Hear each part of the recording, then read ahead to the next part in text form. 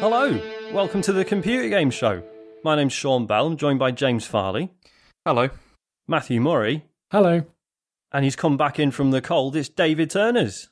There's no cold around here, Sean. There's no not, cold. there's not it's a just single bit of cold. insane, intense heat at the moment. I'm very hot. Well, we know that. But I'm back in from it, so that's something, eh? That's true. something. It's true. We're going to start the show as we always do. Do you know those watches you can get where there's a button on them and it like calls the emergency services to your current position? They cost like fucking thousands, and there's like a fine for misuse. And have you ever heard of these?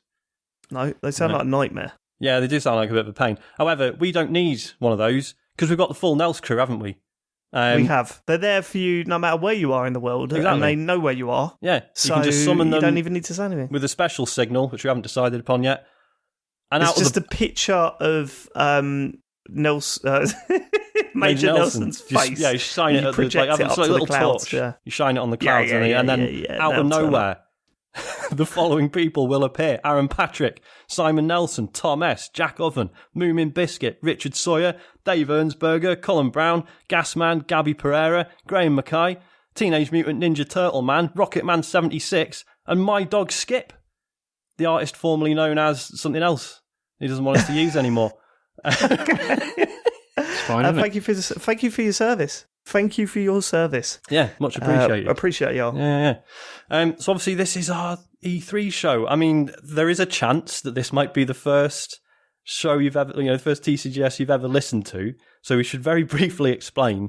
Dave has been off the internet for the last however many days it's been, and he knows nothing about E3. And we're going to tell him all about it because we feel like that's an exciting way to do our E3 coverage. I mean, before we go on, Dave, how's it been?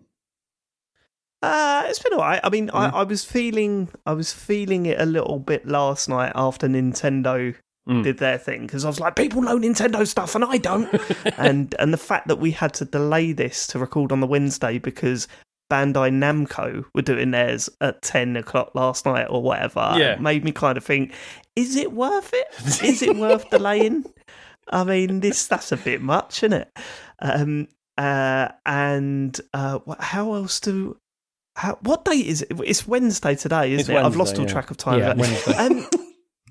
And also I should point out that you do feel like really lonely when you're doing this. I ain't gonna lie, you guys are horrific while this is going on. What do you mean? Well, there's a couple of things that I've sort of said, hey, about this show that we're doing next week, what about this? And then it would go silence for like 20 minutes and Matt would put, James thinks that's a good idea. And I'm like, okay. But that had nothing to do with E3. You could have discussed that in here with me and been with me, hey guys. But you've just you've got your own separate group now. I'll try and start a conversation. You'll go away and then come back with an answer or whatever. And it's horrible. That does sound quite unnerving. But also, I mean, one of the reasons that I did that, Dave, was because I was just so paranoid and worried that I was going to say something wrong or something would come out or something, and then it'll all be my fault. So I just thought, I'm not going to engage at all. Because yeah, I was scared I would accidentally say something. You know, a few things have happened. You know, the Euros have been going on, so that's been a bit crap not to be part of the Twitter buzz about that. We had that interview with Ian Lee on TLNA, and I would love to have seen what our listeners thought of that and been a part of that. Obviously, that's gone now. No, that was a while ago. What else was I frustrated that I couldn't go on social media and stuff? There's been a few things. I mean, I have got a couple of things here. One is a question, and the other is a confession. Okay. So what do you want first? Do you want to do the confession first? Yeah. Right, confession first. So there is one thing that I know. Right. And completely by accident, here's what happened. I had my sister and my brother-in-law over on Saturday. We were having a lovely bit of lunch, Saturday lunchtime. And, you know, when, even though you're socialising and you've not spent time with each other for the past year, you still whip your phone out here and there, don't you? Let's face it. And she got her phone out and she went, what the hell? And she was on Instagram and she went, David, what's this? And turned it around right in my face. And all I saw was me with my arms folded with Daily Turner or something next to me, and I went, "Whoa, I'm not supposed to see that."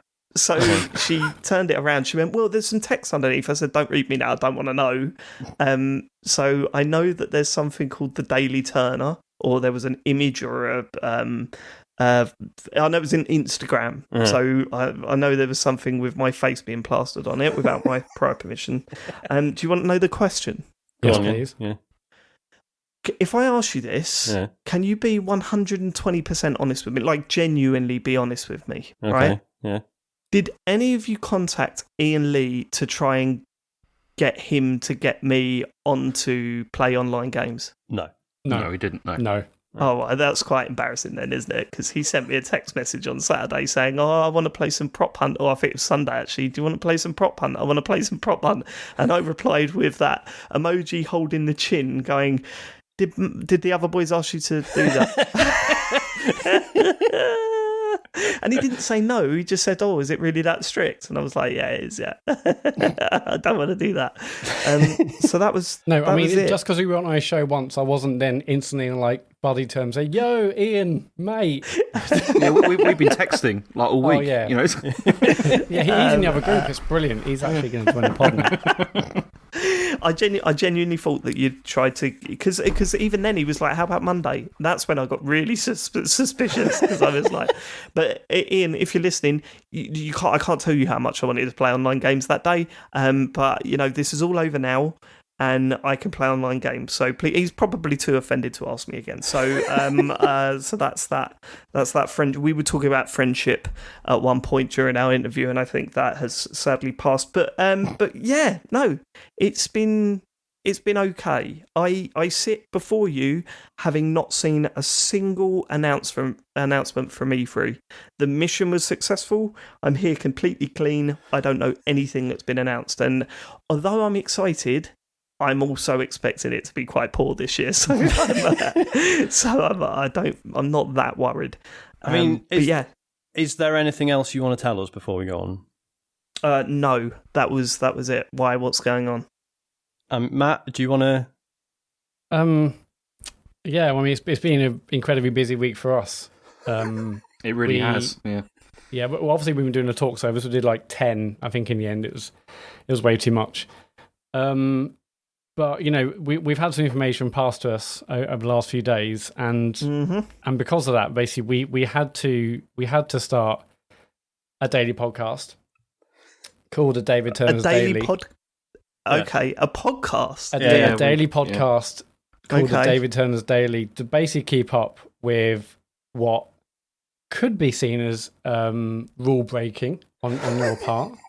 Rule breaking. I've got a list of things here. Should we go through the list and then? Yeah. Okay, because I'm interested to know what rules I've broken. But okay, let's go through the list. Okay, so first of all, playing on your consoles after the Summer Game Fest live kickoff had happened. That's one. Oh, go on. Opening your podcast app to listen to old E3 episodes. So, sorry, opening the podcast. I didn't open the podcast app. How do you listen to those old E3 episodes? I went onto Spotify and searched Telling Turner or Telling Murray, and then it comes up with the podcast on the thing, so I press play on that. Okay, so you want... okay, wait, no, we'll... Oh dear, Matt. Okay, right, so let's go with the first one then. So what was I supposed to have played on my consoles? What consoles? Well, no, you said to us that you had been playing on your consoles, even though that was after Summer Game Fest Live. Yeah, because I unplugged the Ethernet cable from my Xbox. I put the Switch on airplane mode. You're allowed to play console games, Matt. What are you? Yeah, you're allowed to do that. But I think it was on Thursday evening, after around the sort of Summer Games Fest. In the other WhatsApp group that we got, you were asking if people wanted to play Pro Clubs online. That's right. Yeah, that's right. Well, that was Wednesday evening, if you remember correctly.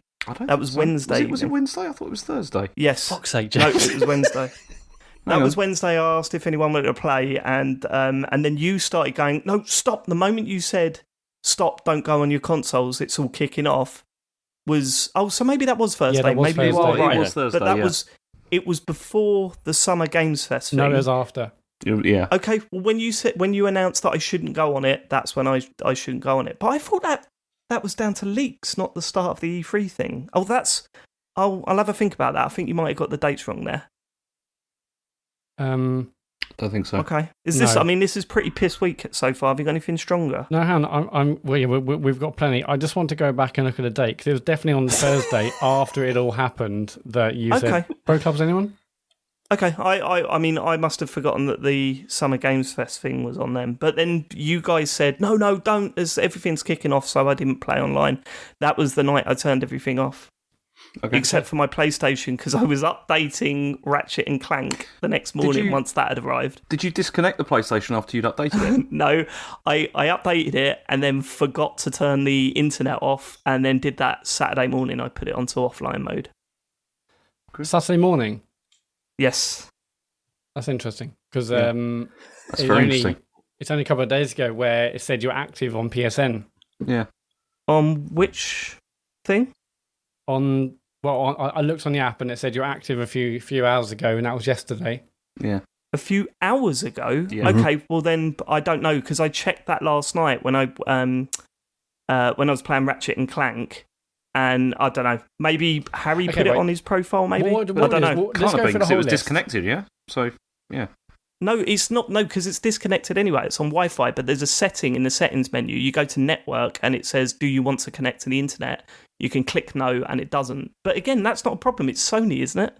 They're not going to put Microsoft's conference up on their dashboard, are they? But they could have been stuff from other shows. There's third-party news. Oh, that's a good point. That's a good point. But doesn't James always say about how there's no advertising on the dashboard? Oh, there is. David, we've already had this argument. I mean, you've already told me that there is advertising on your dashboard. Oh, right, that's it. That's interesting. That's interesting. Well, I could tell you this. I haven't seen anything on there, so that's all good, because when I load it up, I go straight into Ratchet and Clank. That's all I've been playing. So you have been loading it up online then, yeah? Well, it's offline now, James. Okay. And you just said that you haven't seen anything, so yeah. No, I haven't seen anything. No. Okay. Go on. Okay, let's just go for a list and we'll come back to the things. So yeah, opening. So the podcast. So you're on Spotify to searching for podcasts. I mean, there's again a really great chance of you seeing other podcast titles where things may have been. That's right. Yeah. So if I search "Telling Turners," that might come up with other podcasts with. Oh God, no, that wouldn't work, would it, Matt? No, it would. It would show like other podcasts, other similar podcasts. Here's the sad thing, Matt. Right, when you have to do this, you have to cut yourself off the internet. Right, when I have to do this, I work a little bit smarter, mate. I have a little thing. I do my risk assessments. I work out what I can and cannot do to avoid all the news. I don't know if that's fair. No, I don't think it's fair. Well, okay. Well, here's the final bit of evidence for you, Sean, to make sure that's fair. I'm sitting here. I don't know one thing that's been announced. So my method's worked. Yeah, we are just taking your word for that. Yeah. Okay, right. So you accusing me of lying? Yeah, potentially. Who's accusing me of lying? Who thinks I'm lying? Let's hear that. I'm saying we can't know either way. Yeah, that's the thing. No, we're not asking you. Listen, this is not a binary situation of yes or no. Yes, it is. No, it's not yes, it at is. all. No. We can raise suspicions, Dave, but I think it's up to the listeners to decide what they think as to whether you're lying or not. I want to know what you think, James. Do you think that I know anything from E3? I think that we need to listen to more evidence from Matt. So can you continue, Matt? Okay, great. So far, okay, let's go through it, and then I can get your final information. Go. Let's go. Okay, what I'm gonna do is there because there's so many here. I'm just gonna go through the whole list, and then we can discuss in general. Okay. So you're playing consoles after Summer Game Fest kickoff live have already happened. You would listen to podcasts. I think that's a bit risky on the Spotify myself. Listen to Spotify. You're on TikTok, creating TikToks. Yes, I loaded that up, which takes you, as you know, straight to the camera because my 2-year-old son wanted me to do the funny faces and filters, so I did that. See, mine doesn't take me straight to the camera. Mine takes me straight to the bullshit feed. Recommendations bit. Well, you might want to get might want to get an iPhone then. Takes you straight to the camera when you boot it up. Go on. No, it doesn't for me either. Right, okay. Being on YouTube. How? Well, I mean, I watched a couple of ASMR videos before I went to bed, yeah. Oh, so you were on YouTube. Know full well what things are recommended left, right and centre on YouTube. But Matt, it's not a problem if you sign out. Yes, it is. Yes, it is. Yes, no, it still recommend you go onto YouTube and you've not signed in on your profile and you type ASMR into the search bar and you just watch ASMR videos. So, it's brilliant. Okay, you're before you telling even me get that there. On the YouTube homepage, there's nothing else apart from just a search bar. That's it. Let me tell you this. I haven't seen anything from E3 on YouTube. Yeah, sure. Go on, continue, Matt. Didn't think about that. So it's worked. My methods work. According to you. Yes, according to me, looking yes, at my Joe's methods Twitter work. page.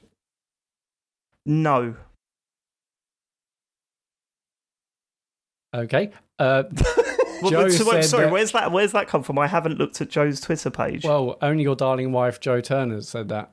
So you're calling her a liar, Dave?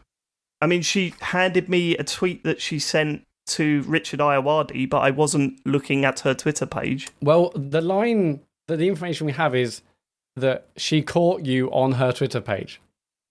Well, that's not true. I'll have to talk to Joe about that. She showed me the video of the tweet that she sent of the two kids saying, "I'm Richard Iowadi," over and over again, and I thought that was funny. But that to me doesn't sound like you being caught.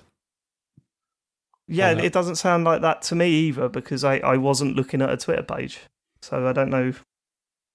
Okay, so you're calling your wife a liar? Is that what you're doing? Well, if she's told you that I was searching on her Twitter page, then yes, she's lied to you. Believable. Being active on Discord. Now, I know you deleted Discord and then you reinstalled it because we had a chat last weekend, but you've also since been active. No, I didn't. No, I didn't reinstall it. No, I didn't reinstall it. No. So how have you been online? That's not true. So Discord is on my MacBook. So I haven't really been using my MacBook, obviously. The only time I used it was for the Ian Lee interview. So I had it uninstalled on my phone. I tried to connect on my phone when we had that chat, and then when I opened up the MacBook, obviously it was on. So it must be that. But I haven't been posting or looking at anything. No, but it does say you're active, not just away, not just offline, but actually properly active. Okay, well, if that's wrong, I haven't done anything on Discord. So Discord's wrong now. Well, Matt, I don't know what to tell you. I haven't done anything on Discord. Okay, no, we'll come back. Okay, cool. Being on the Xbox app as of yesterday. Was I on the Xbox app? Well, no, you don't have to answer me now. I know because I've seen it says we know you were. So. You're on the Xbox app yesterday. I mean, unless I clicked it. Unless I clicked it by accident. Unless you clicked it by accident. Okay. Well, yeah, there's loads of apps on my phone. Oh, what, you're just like, oh god, I can't believe I fell into this gaming app. Okay, go on. So bloody clumsy. We mentioned PSN, but let's talk about this one. Being active on Rollmuck, arguably the UK's largest gaming forum. Yes. So that is a muscle memory thing. When did it say I was last active on there? Several times. It's been quite a few times. Week, yeah. No, when was the last time I was active on there? Let's have a look. It must be Saturday, right? Because then I had to delete the bookmarks from my thing. Yesterday. Oh, well, that's weird. It is weird, isn't it? But no, I haven't read anything on Rollmuck. I clicked it a few times in my favourites and went, oh fuck, and then closed them, backed out, or closed that's the interesting because you last visited 30 minutes ago, Dave. I was going to say 30 minutes ago. That's impossible. Well, David, we're on a call when you're doing it. 30 minutes ago. That's literally impossible. My phone's on my bed, and I've just checked. I know what's happened. So you're calling I know exactly Rollmuck what's a liar. happened. I bet Rollmuck was on Safari on this MacBook. So every time it was opened, it pinged it. Almost definitely. Well, so you kept a tab open of Rollmuck? So you kept a tab. Why? Probably, yeah. Probably. It was on Safari, and every time the fucking MacBook opened, it refreshed. I reckon that's what happened. But hang on. Didn't you say you don't use your MacBook? No, but my wife does. What, the same account, Dave? Sometimes, yeah. I thought, okay. Right. But even so, why wouldn't you unpin this? Like, seeing as it's like because I'm a gaming forum. Yeah, it's a gaming forum. Because I can trust myself not to go and start reading Rollmuck, James. You didn't believe me when I said the same thing about Reddit, Dave. Because you were scanning through Reddit. I wasn't scanning through Rollmuck. I explained to you on that occasion. I wanted to go onto Rollmuck a lot because I used that COVID forum a lot, just to read opinions and stuff. I wanted to go on Reddit a lot so I could look at UK politics, which I did. Yeah, I know. You did that. I didn't. I haven't looked at the COVID stuff. How does anyone else to know that? Well, if you don't believe me, you don't believe me. So, so is this all amounting to the fact that you think that I know everything that happened at E3? No, I just think there's an awful lot of liberties being taken, given the things that you've killed James for in the past. Yeah. And the James standards we've all upheld when we've avoided the internet during E3. I don't give a fuck. I don't care. I'm here for me. Yeah. The thing that annoys me is that at the start of this show, Matt said I've broken loads of rules. I don't think I've broken one single rule. What rule have I broken? Okay, you've not broken any rules as we know, because we don't know. Oh, so what's the problem? Listen. We don't know for certain. We don't know for certain if you've seen any news, but we do know that you've treated the whole thing with contempt by doing all these things. No, I've told you, I'm sitting before you. I don't know one thing that happened at E3. Not one announcement, not seen a screenshot, any news. I don't know anything. Dave, job done, mate. Job done. If the roles were reversed here, as they have been before, would you believe me if I said that? Because I don't think you would. Absolutely not. No, absolutely not. And do you know why, James? Well, how's that fair? Right, here's how it's fair, right? Okay, this whole concept for this podcast, right, was my idea, right? I would do nothing to ruin that. Nothing to ruin it. I love the concept. I love how it's played out in the past. I think it's a great way of presenting E3 news, right? James constantly moans about everything he does throughout the whole time that he's doing this podcast. It is way more likely, I present to you, Sean, that it is way more likely that James would break the rules than I would. And to further that point, James came into the time that he did it knowing something that was announced at E3. Which I admitted immediately. Yeah, and I would admit it immediately. But guess what? My methods work, boys. You know, but you keep work saying smarter. But we don't know that, though, do we? I don't give a fuck if you know it or not. It's not down for me to prove it to you. I know in my heart of hearts, my methods work. It's, work smarter, not harder. That's the rule. I haven't broken a single rule, so go fuck yourself, boys. Go fuck yourself. So in future, it's all up to interpretation. We know that now. That's fine. I mean, I think the best thing we can do with this is... It's not up to interpretation. Okay. The rule is avoid E3 news. I've avoided all E3 news. It's been great. It's been great. But then I don't when know we a look, single thing. You were on Rollmock, YouTube, TikTok, Twitter, PSN, Xbox. I mean, that's a lot, isn't it? It's almost like you were trying to collect every platform there was going. So the thing is that the majority of that stuff I wasn't on. It was either muscle memory or something that I had to do to correct it, right? So, like, for example, the favourites and bookmarks in my Safari or whatever, just clicking that and then going, oh, fuck, and then backing out of it or whatever. Again, you'd never accept that if one of us said that. Not even just me. You wouldn't. If Matt said that, you'd never accept it. Matt, I think I would, because Matt is, when he says he's going to do something, then he goes to the nth degree with it, right? He proper goes for it. I don't fall into the Xbox app. For sure. You don't fall into the Xbox app. Sean. This isn't about Sean. This isn't about. I don't know. Hold on. Then why is James asked me a question? I'm answering it. No, I didn't ask you a question. I made a statement. It's different. Okay, right. Okay, fine. Well, then I suppose that statement is true. I mean, should we crack on then? I think we can crack on. I mean, I think the best thing we can do with this is you just leave it to the listeners, don't you? See what they think. Because, and let's move on. Well, have I ever told you my mantra? Yeah, you have. I'll say this. I mean, that stuff is, a lot of that is accidental. The other stuff, the correct risk assessments were taken out and approved. Approved by who? By me. They weren't approved by us. If there's a risk assessment, you should have got that signed off before you went away, or not went away. Okay, Matt. No, I don't have to sign off with you. I'm not going to the admin man to sign off my risk assessments. Fuck that. Listen, we're the bosses in this scenario. No, you say, no, you're I've done a not. risk No, assessment. you're not, what do you Matt. think? And we're like, no, you're not fucking going on Rollmuck. Mate, you're not trying to take over my whole concept for the show and saying that you're the boss of it. That's not how it works. Now listen to me. I don't have to. Now listen to me, right? Do I know anything from E3, Matt? Do you believe I know anything from E3, yes or no? I don't want to say, because it's a yes or no. It's a yes or no. It's a yes or no that's question. Not the point. It's about entering into the spirit of it. Excuse me, chaps. I'm talking to Matt. Okay. He doesn't have to answer this, because this is what, you not fucking lawyer. Pipe down. This is not on Matt to have to answer this at all.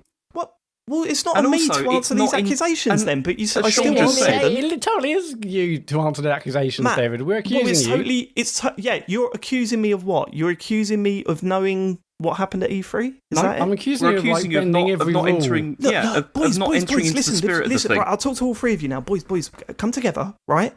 If you're going to go for me, go for it. Don't back out at the last moment, okay? No. You've all come together. You're not defining the terms here of what this is, and we're not. The whole point of this is not for us to decide if you've been lying or not. It's for us to talk about whether you have been doing things which are against the spirit of this entire enterprise that we're involved in at the moment.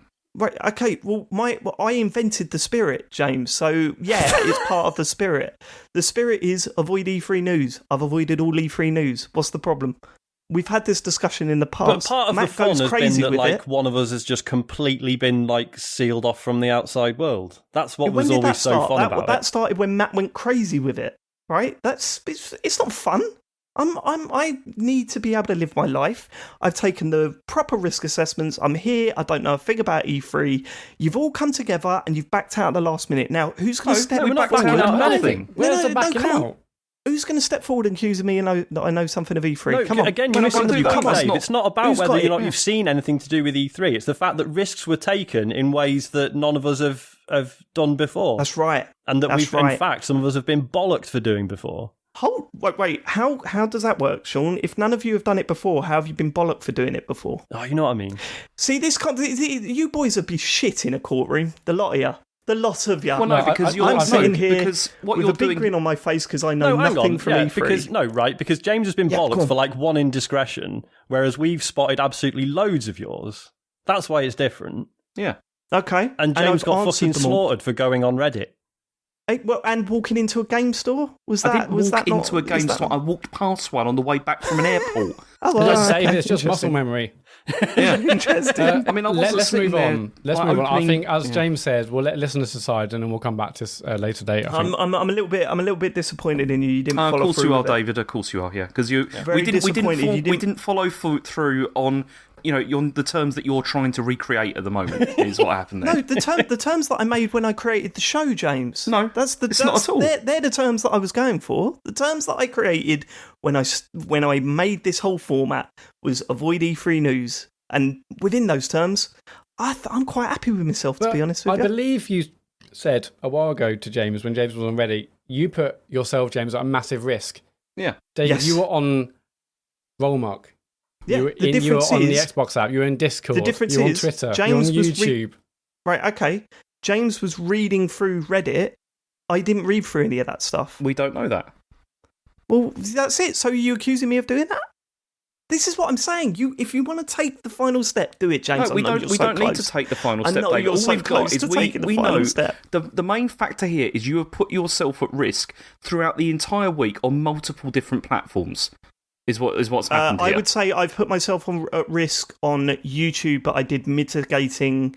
I take mitigating steps to avoid risks. That's my answer to that accusation. That YouTube is the only one that sticks with me that goes, yeah, no, that is quite risky, but I took certain steps to make sure that I didn't put myself at risk. Okay. Let's move on. We'll wait for feedback next week, and we'll come back to it. And remember, listeners, when you're coming to your final decisions, remember the rule is avoid E3 news. I've avoided E3 news. We don't know you've done that. Well, again, you either accusing me or you ain't. No, I'm not. It's not a binary. It's not a No, I know binary. you're not. Dave. I know you're not. Right, let's go. Because it's not a binary because we can't know for certain James, either let's way. move on. 30 minutes in. Let's move on.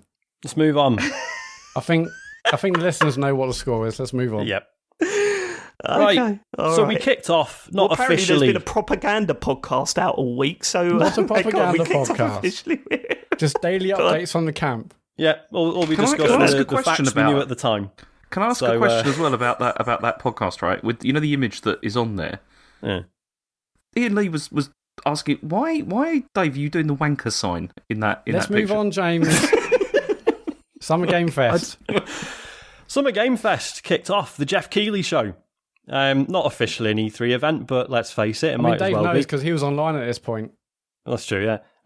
Oh, Jeff Keighley was very So, gracious. Wait, so that's the accusation then. I know this, do I? I know the Just a joke, Dave. Is it? Jeff Keighley was very... just a joke. So, let's move on. Come on. It was very nice, wasn't he? He said, like, hope E3's good. Obviously, still hope that does well. Not that we're in direct competition or anything. But yeah, this is about everyone coming together. Exactly. Not about the creative direction of E3. So that's weird. So why did he do it at this? Was it always penned to be at this weekend then? I think so, yeah, because obviously, he'd said, before that, like, he'd heard the criticism about it being spread out over weeks or whatever. So it does seem like fairly laser targeted, right? To just do it like the day before proper E3 kicks off. And he does something similar for Gamescom. I don't think that's called Gamescom opening night live. This is that sounds like it's Gamescom related then. So okay, but it was a good start to the week. Basically, what did Jeff have to say?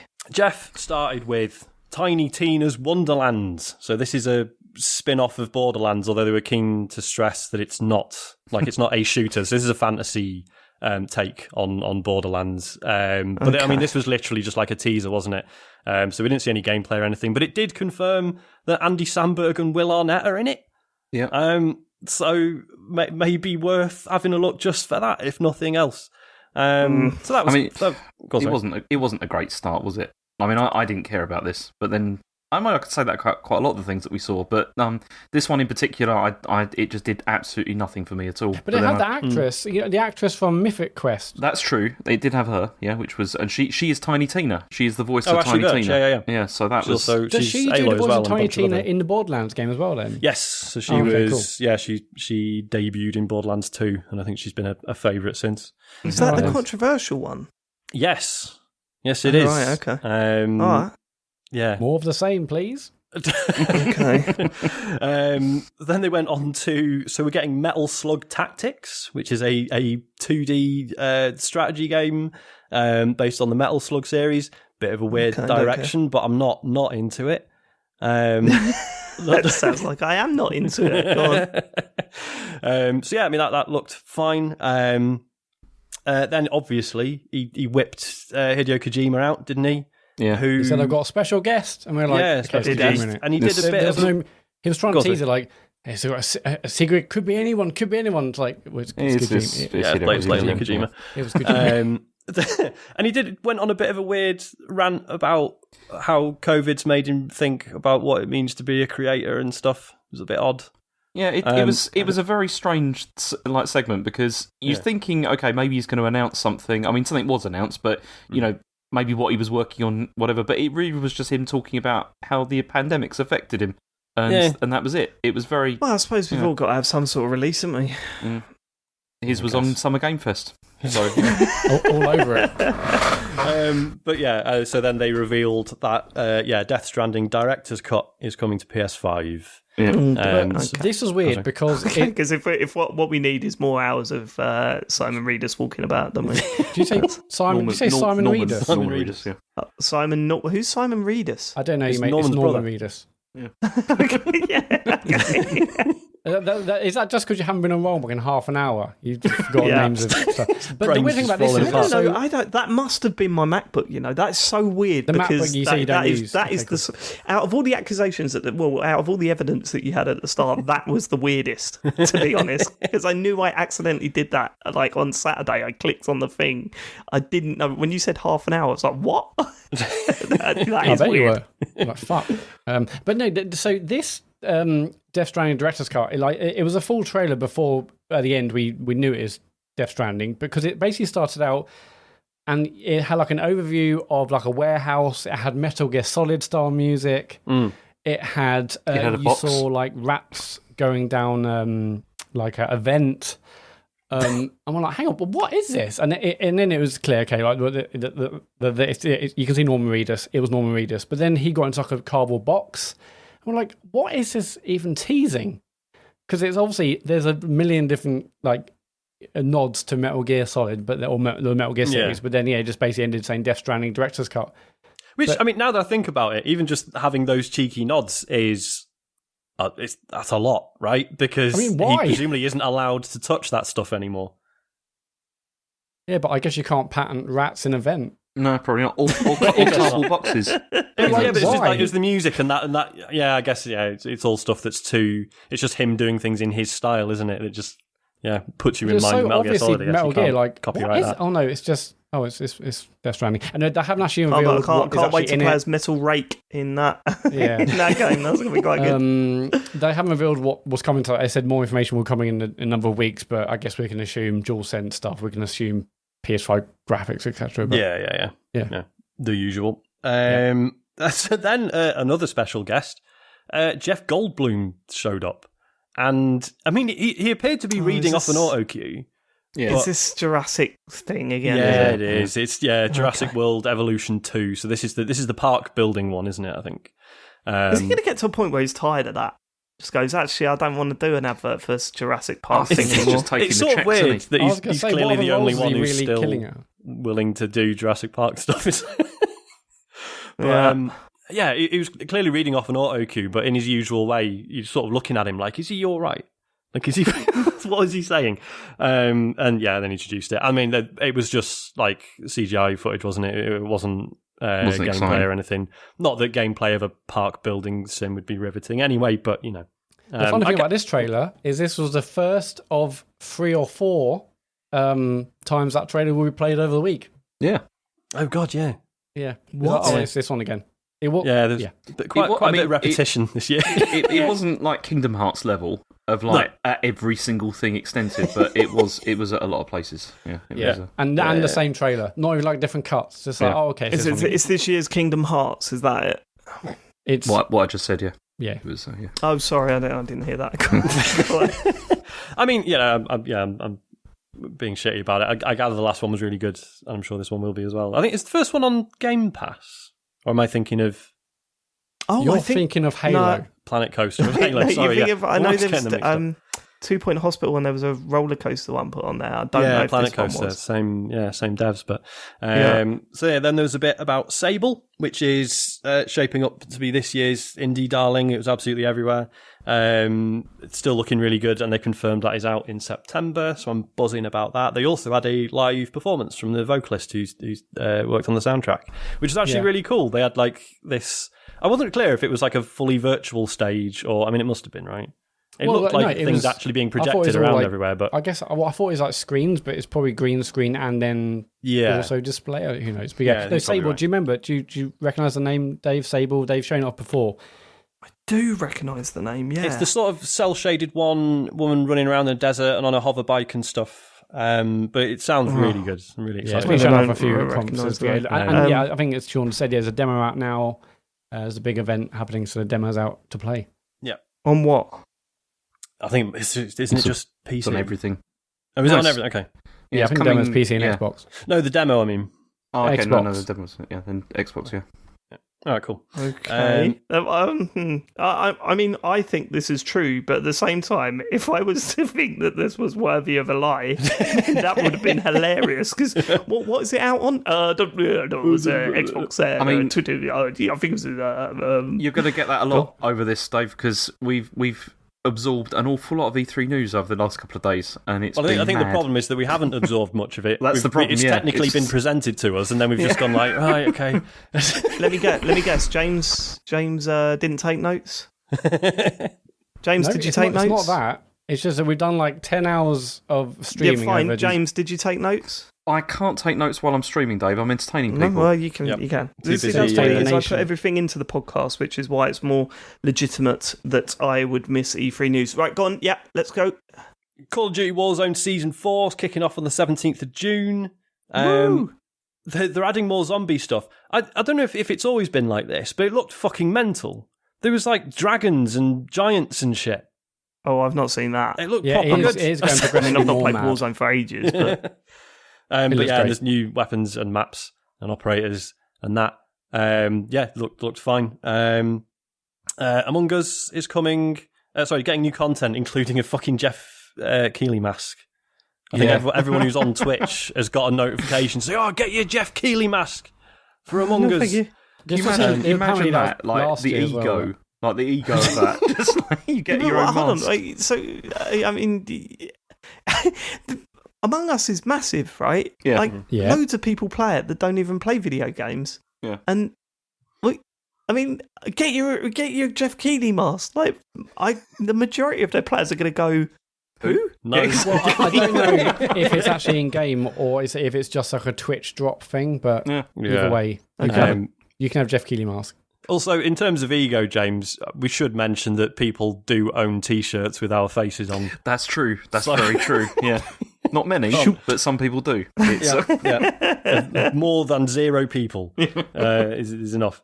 So then there was a launch trailer for Chicory, which is out on PS4 and PS5 and PC. I mean, we knew this was coming because it was kickstarted and everything, but it was cool to see, and reviews have been like through the roof for it. I'm playing it right now. I mean, I've played a tiny bit of it, and then James is playing it as well, but we'll save that.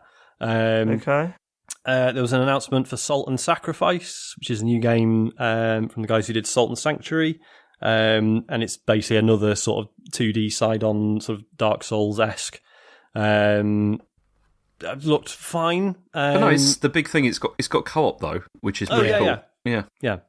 And yeah, I thought it looked great, and I haven't played Salt and Sanctuary, but it looked really, really nice. Salt and Sanctuary is meant to be really good.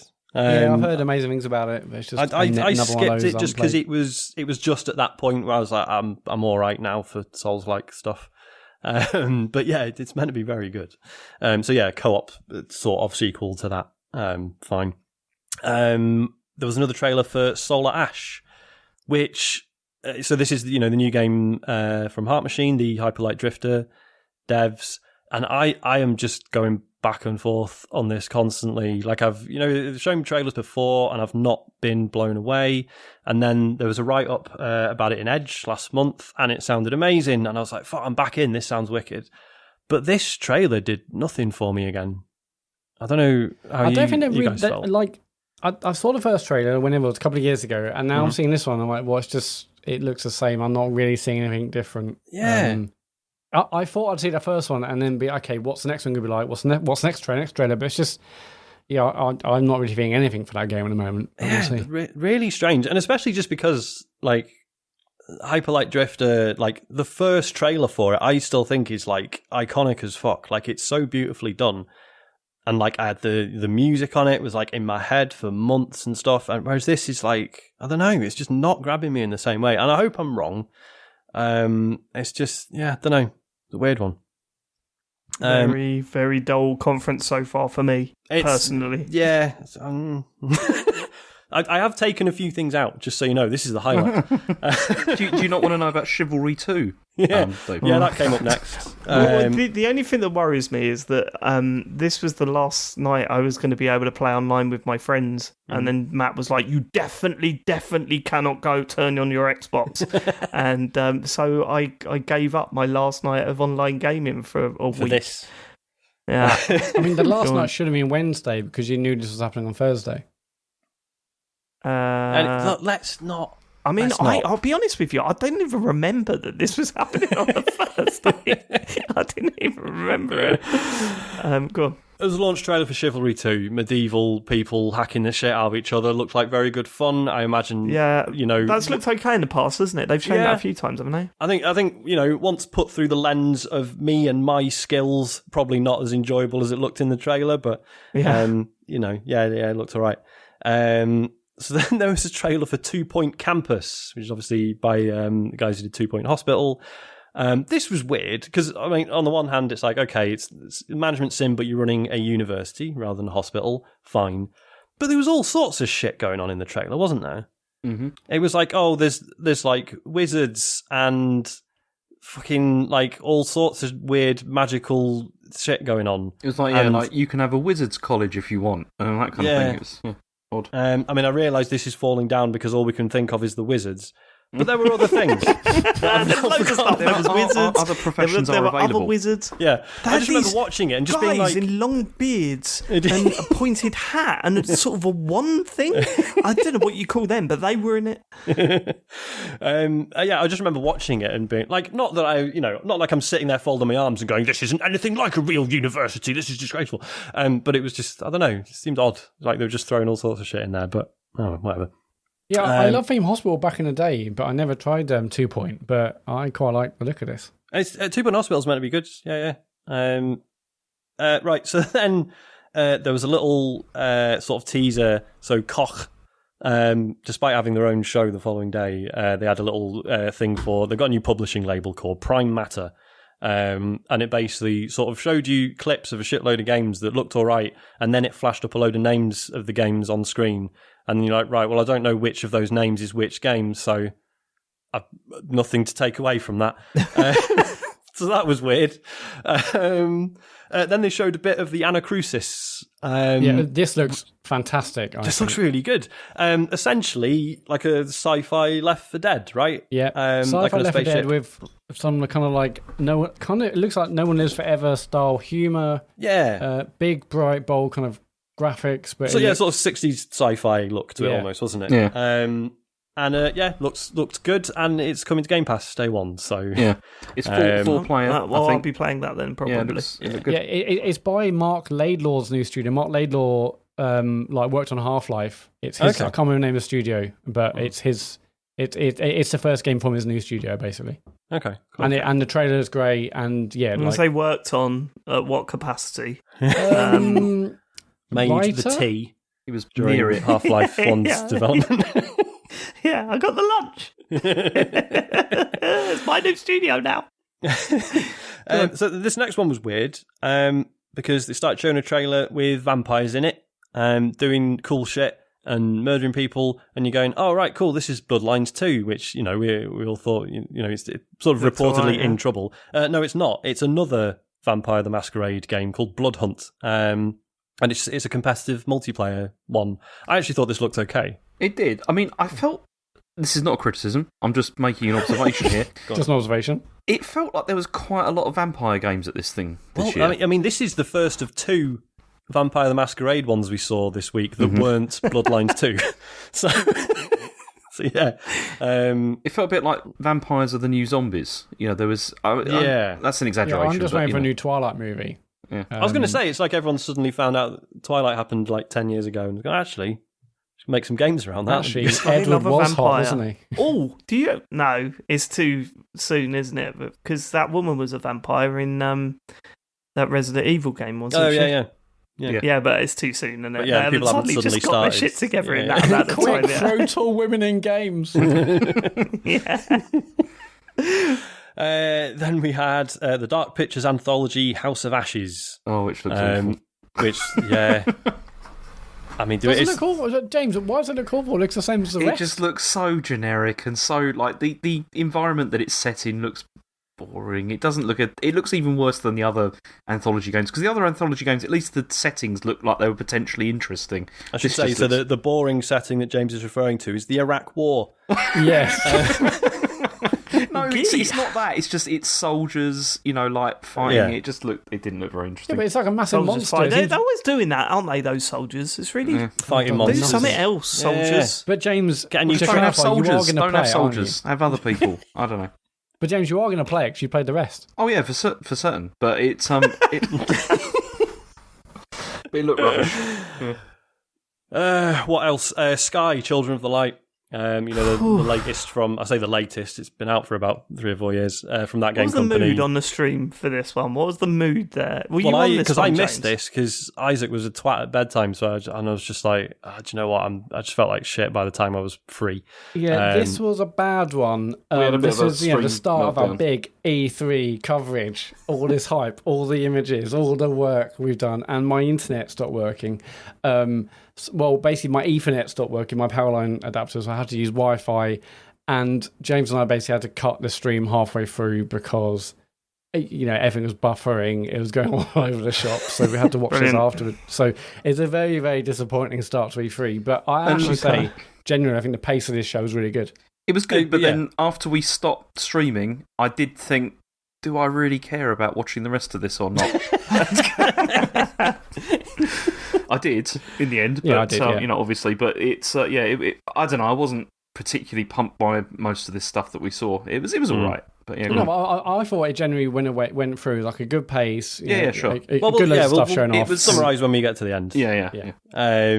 So yeah, Sky is coming to Switch on the 29th of June. I think we knew it was coming, but we didn't know the actual date. I mean, I've got mixed feelings about it, but it's certainly worth a go, and it'll be really nice playing it on Switch, to be fair. So that was all right. There was a story trailer for Monster Hunter Stories 2. How many times did this show up across the week? Also, 7, wasn't it? Also, fair number. Yeah. I've forgotten how irritating it is that when you get the chance to hear what happened at E3, there's a lot of shit to get through before you get even a little bit interested. This is the highlight stage. This was one of the better conferences, honestly. But yeah. Oh my god! Oh no! I mean, again, we knew this was happening, but it was still weird. Weezer did a live performance. I like Weezer. What song? Tell Me What You Want, which apparently is a new one. So Yeah, there you go. because I love their new album. Oh no, I don't like their Van Halen album. They're okay, all right. I mean, it was fine. Apparently, the song's featured in a game called Wave Break, which was playing in the background. Okay, fine. There was a trailer for Back 4 Blood.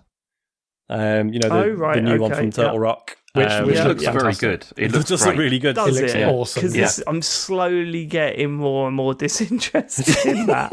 No, it did look good. It was a very good trailer. It looked great. I mean, I'll have to watch that trailer. Like, obviously, some anxieties because they haven't made a good game since they left Valve, right? Like, Evolve was not great, unfortunately. Yeah, but that wasn't them, was it? That was them, yeah. That was Turtle Rock, yeah.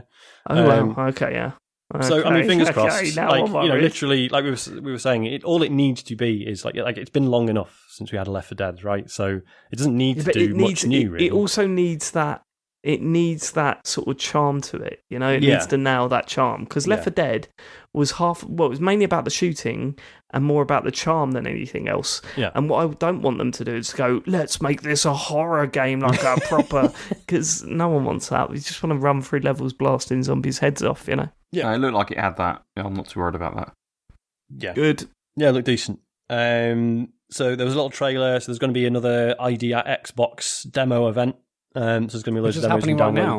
Is that already started? Yeah, that's where you can get Sable. Holy shit! Yeah, everyone's talking about Tunic game. Tunic is on there as well. Tunic looks really good. I'm excited about it. Yeah, I remember that name. It's sort of Zelda-ish, but you're a little fox, like isometric. Yeah, really nice art style. Yeah, I do remember that. Yeah. That looks really cool. So then there was like quite a lengthy trailer, sort of slash, load of gameplay footage of Evil Dead, the game. We're getting another one. Why? Which looks like. So it's like you all playing as like heroes from the films, and then there is a big baddie. It wasn't quite.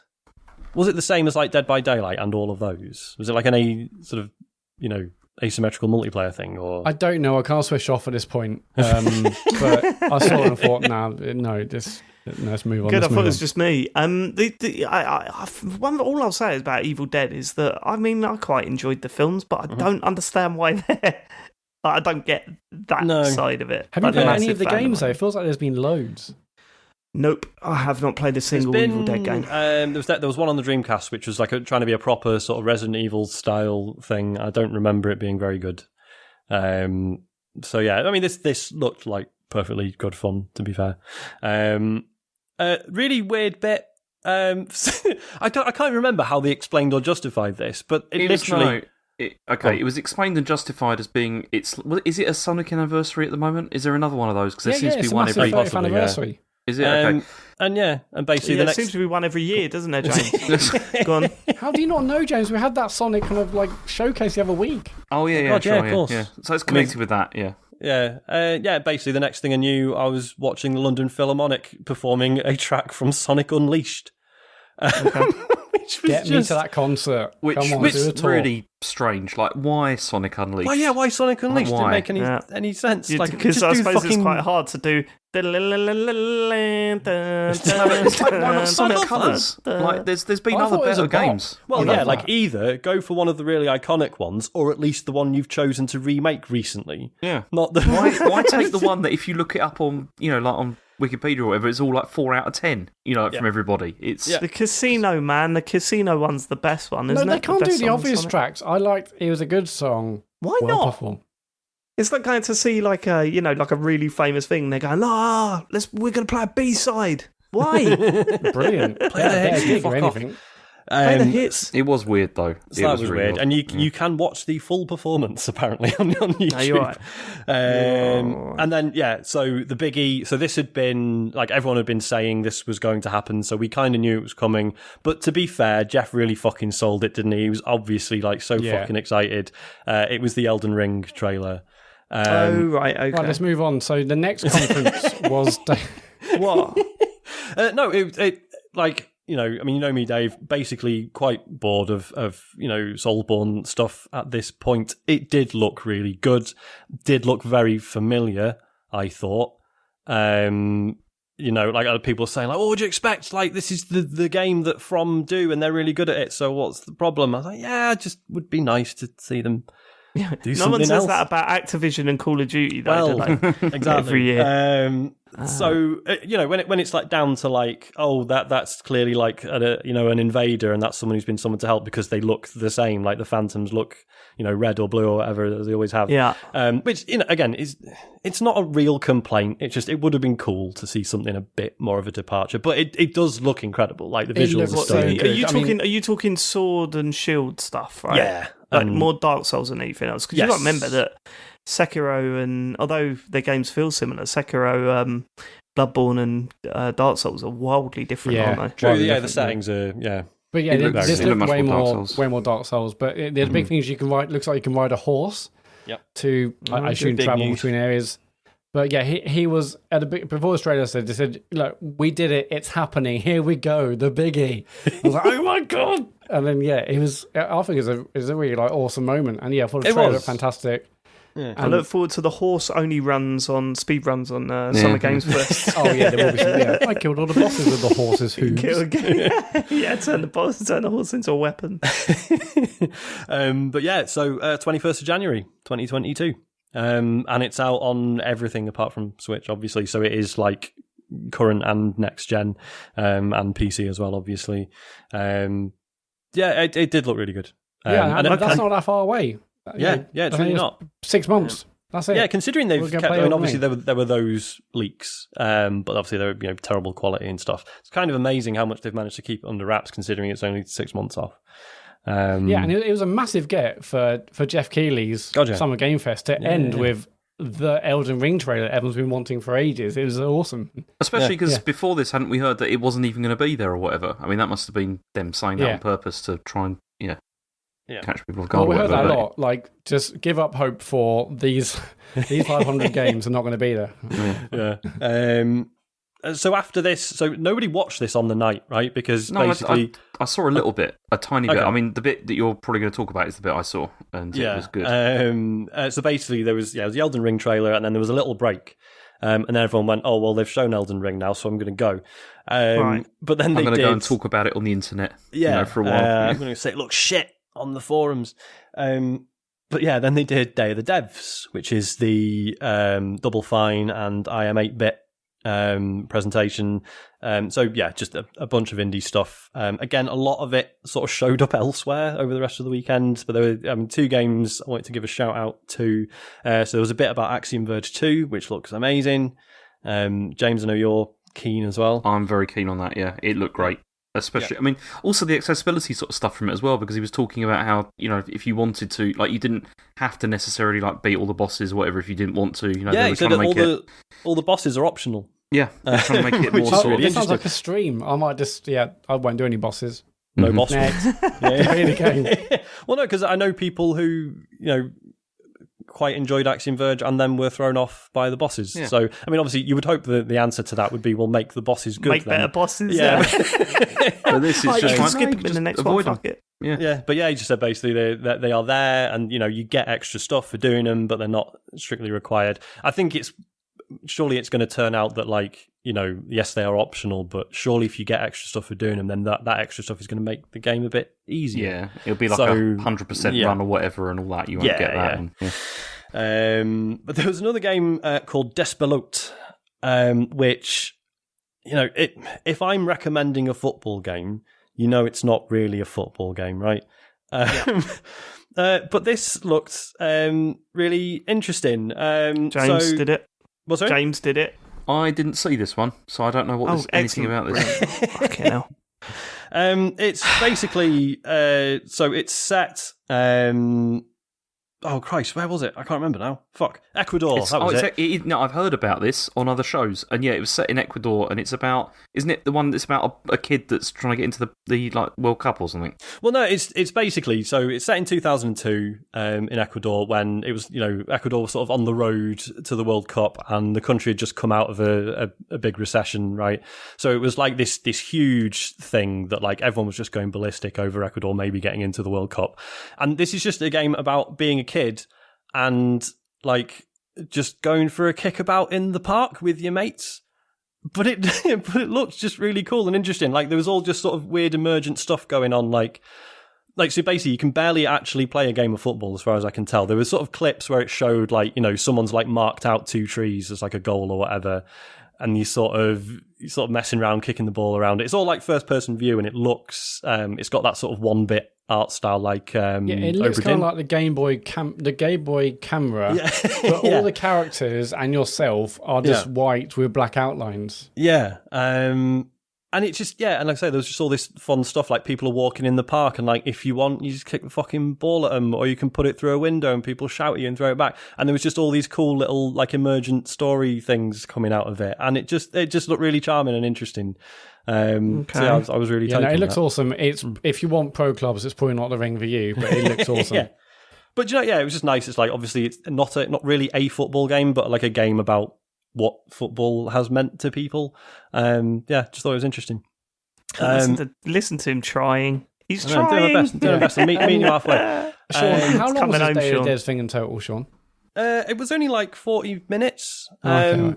It was pretty good. It was quite nicely paced. It was like, sort of thrown to a lot of interviews with devs and stuff, but it was pretty tight, I thought. It was good. Yeah, I wanted to watch that, but at that point I was probably on my way to Curry's to buy a new power line to my internet work.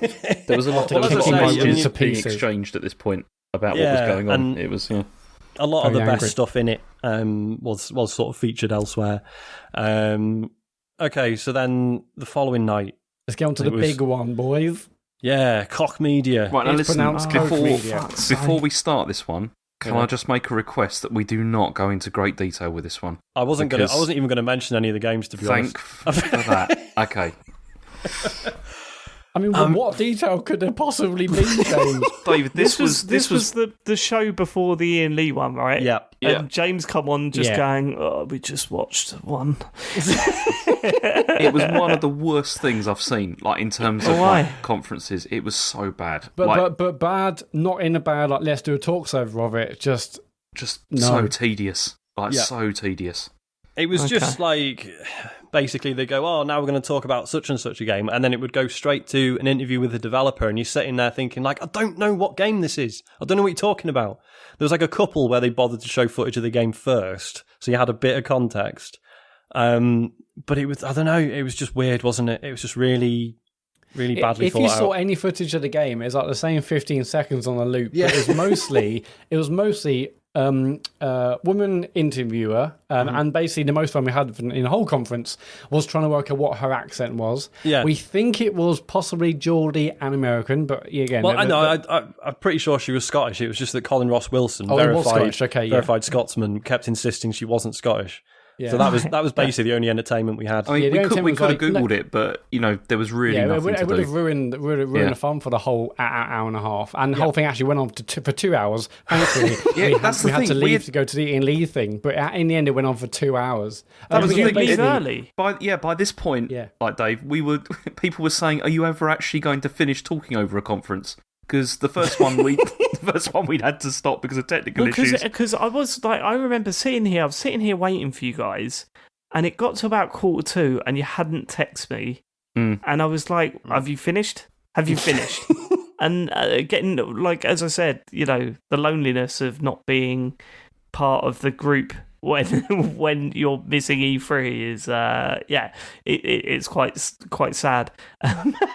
But I wasn't getting any replies, and then suddenly you were already on there, which was weird. So that was because it was overrunning. Yeah, I No, mean, it that ran was just for how 2 long hours. it was. We never truly knew how long it was going to be. We were like, Oh, you never knew surely how it'd long be it was, right? an hour and a bit, and they're like, it's still going. Like, oh my god! And Well, then, that's it again, in the end we had to because leave. Colin was in the chat going, it's 2 hours. Bet you it's 2 hours. And we were like, yeah, shut up. Like, the joke was like, God, imagine 2 hours of this. Yeah, And it fucking was. It really was. Yeah. So we went for Ian Lee, and after Ian Lee, Connor's like, it's just finished. Oh my god. Yeah. That is mad. But yeah, so basically it was women interviewing people, and basically it was over Zoom or Skype or whatever, and mostly us saying, well, that person hasn't the composition of that guy's shot is terrible. Why is there an old Xbox in the background? There's nothing on the whiteboard. There was nothing else to talk about. It's just really... There was why that does your one camera guy. work so bad? That and the accent was the only thing we could really talk about. There was that one guy who looked like he hadn't slept for like a week. Oh, yeah. Do you remember? Oh, yeah. And it was like a In really the 3D weird tunnel. angle. Yeah, and yeah. So what are they promoting then? We don't know. Well, No, I no, mean, no. Well, yeah, they did talk They're about a promoting load new of games, but They're it promoting was new games, yeah. It felt very much like the shareholders, excuse me, have demanded that we do this. It was just it was weird. it's just clear Really there was weird. nothing. Nothing was ready, and they only had like little sort of snippets they could show of each one, and then so instead they just talked about it. No, I Like, wouldn't the say interviews unready. weren't like badly produced or anything. No. It's just But the games were just. it wasn't the right it wasn't the right format, and for the people that were watching, like if you looked in the YouTube chat, like everyone was just disliking, and people were like, "Where are the games? Where are the games?" It's the kind of thing where you're like, okay, if you're going to do something like this, these need to be like discrete interviews that they just put on YouTube and say, if you want to know more about this, you can watch this. You can't say this is a showcase and then just have people talking like that. It just doesn't work. It really doesn't. To give you an indication, Dave, of how early the games were, more than 50% of the games here will work in titles. Yeah. Yeah, And we had like 15 seconds of footage. Basically, they probably shouldn't have had this one. Right, yeah, sounds it. It was Sounds it. Let's move on then. Yeah. So up next was Ubisoft. So I skipped this one. Matt, do you want to? Yeah, so James and I covered this one, and there's been talk both on this podcast and correspondence we've had about whether we're comfortable with covering Ubisoft given their all the accusations and all the things that have been going on in that business. And for me and James, and I think I can speak on James's behalf, we wanted to cover this basically to hold these guys accountable, to actually see if they were willing to talk about the accusations that have happened at the business, the culture, and if Eves were going to say anything about it. And also, there are tens of thousands of members of staff there who are doing great work, working their ass off to create great stuff, and we wanted to support them as well. So I know people have their viewpoints, all valid about whether we should or shouldn't cover this, but for me personally, I think it's important to cover it to both hold them accountable and also, see the great work that a vast majority of the good people there are working on. So that was why we covered it. Yeah, and given what's happened over the last year with all this and how they've made promises, and then there's been obviously more recent news stories about how those promises we're not sure if they're being kept or not. We were hoping that we get something.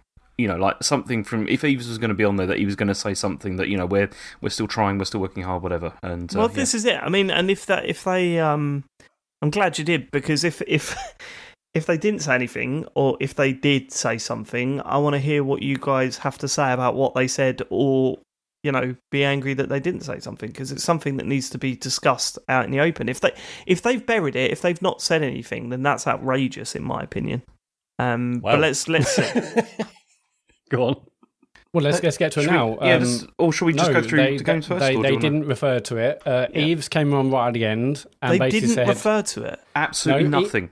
Nothing at all. It was Incredible. almost all trailers, really, apart from Eves right at the end saying, it's been a challenging year, thank you to support for all the amazing employees, blah, blah, blah. But obviously no mention about any of the allegations of oh, wow. And also sexual discrimination and all the other things that happened within that business. To say thank you for all the amazing work from the amazing employees is that's a kick in the teeth, isn't it? I'm paraphrasing there, but basically it was, it's been a challenging year for everyone. We really, appreciate all the hard work, great games, etc. But I'm also, paraphrasing, but that was the general tone of it. And he also said you should trust Ubisoft, was the other thing he said, which is a mad thing to say, considering what's going on. Mad thing to say.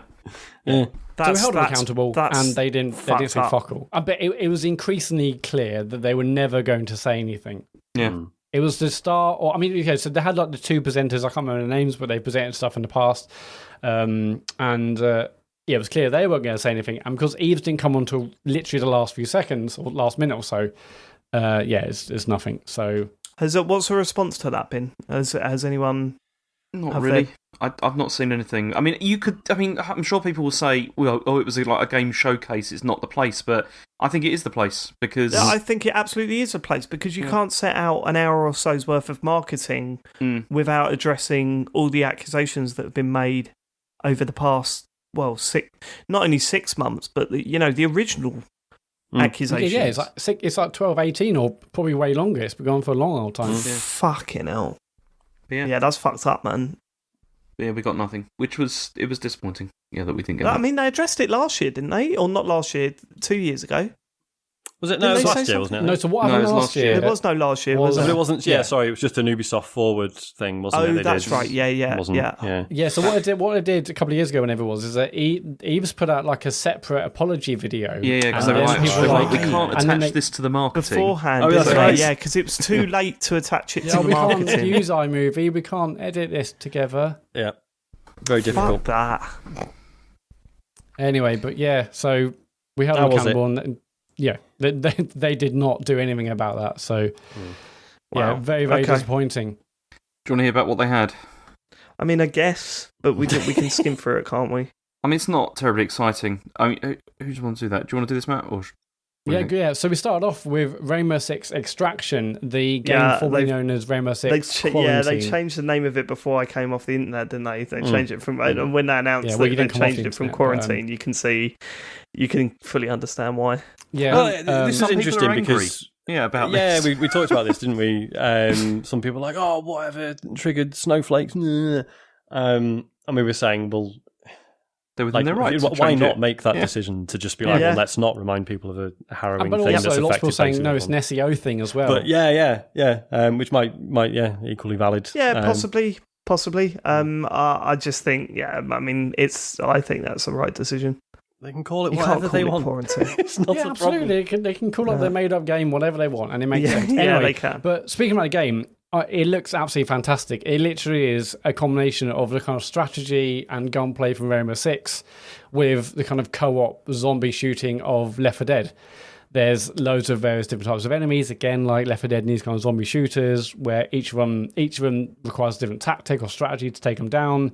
There's, I think, it's 1 to 3 players, so James kicked off. Technically, we've already played it, haven't we? This was a game mode in Rainbow Six for like 3 months. Yeah, it came briefly, and then they kind of developed it into a full-on mode now. Yeah, I hope they did a lot of work to it, because the one that we played, it definitely felt like it was very early concept. And to be fair, this was a while ago, so yeah. Yeah, it feels like they probably created that internally for to see how it worked, released it to see what the response was, but now it looks like a fully blown game. It looks really, really good. I mean, Dave, you and I played loads of Rainbow Six Siege in the past. Love that. Also love Left 4 Dead, and this feels like a really great combination. It seemingly got all the great things we love about both of those games combined. 1 to 3 players, as I mentioned. It's crossplay on a million different formats. It's actually out also this year, 16th September, so not long to wait as well. I'm really looking forward to seeing how that performs and what that's like, because it looked really, really good. That section of the Ubisoft conference lasted a bit too long, but actually most of these sections also lasted too long. The next bit was Rocksmith Plus, which got leaked just before the Ubisoft conference. Rocksmith is the guitar teaching game, right? Yeah. So that's back after however long. It's Rocksmith Plus. The big thing about this is that there's a subscription, basically. You sign up, and with that you basically get like a massive growing library of songs, a bit like Spotify, but obviously you get the tabs to learn to play guitar. It's got all the kind of gamified bits, a bit like Guitar Hero, but essentially, it's Rocksmith, as you know, but with how much they're charging for that? Did they say?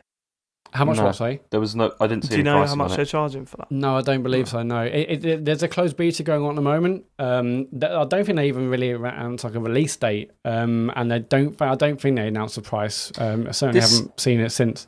This was also wasn't this the one that was really, really Apple-like the whole thing, the way it was presented? Yeah, there's a guy basically introducing it. It could have basically been an Apple advert. It's like we've created a beautiful user experience. Yeah. Chamfered guitar Yeah, strings. chamfered edges just on like all that, these yeah. songs. It's You like will an not hour believe. still. Our customers have told us they love Yeah. Rocksmith.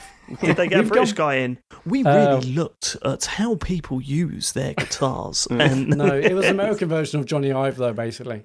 It's really coming was. to both PC, console, and mobile. But Mobile. yeah, I don't know when the last Rocksmith game came out, but clearly, I think actually mine mentioned like a decade. So maybe the first one Yeah, came it's out like probably 360, years, wasn't it? 10 I was, years. Yeah, I'm I was pretty under sure the it's impression 360. it never really took off, so I'm kind of surprised they're doing it. No. It definitely had like Okay.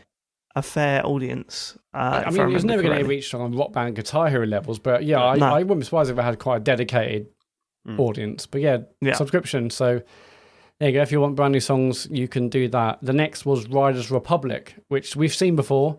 That's the kind of extreme sports game. They showed off things like BMX and snowboarding and jetpacks and all sorts. And there's Jetpacks. yeah, jetpacks. Okay. They also basically like showed off new modes, like it's like a 6-on-6 online kind of trick mode where you have 60 mates and you try and beat each other's tricks, etc. Anyway, there's also like huge 64 player events online. It looks fun, but we were commenting that also just looks like another Ubisoft game. It looks very, very I saw it and I Ubisoft, thought, I'm looking at graphics and they look fine, but I wasn't getting a sense that the mountain biking felt awesome or the snowboarding looked satisfying. Obviously, I'm happy to be proved wrong and I haven't played it, so I can't really comment, I guess. But I just saw it and I thought, there's lots of colours happening on screen. Not really truly inspired, but that's actually out in September as well.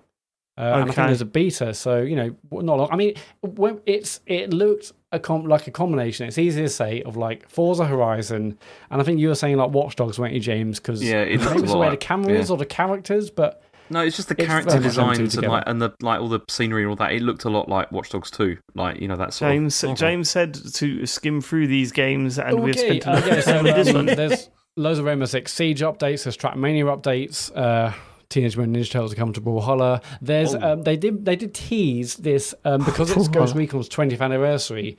There will be lots of surprises attached to that. Probably the big news actually out of this is Just Dance 2022 is not coming to Wii. Yeah. No way. It's the first one. They're dropping Wii support. Finally. Yeah. Yeah, huge. Ouch. There was a massive Assassin's Nintendo Creed. fuming.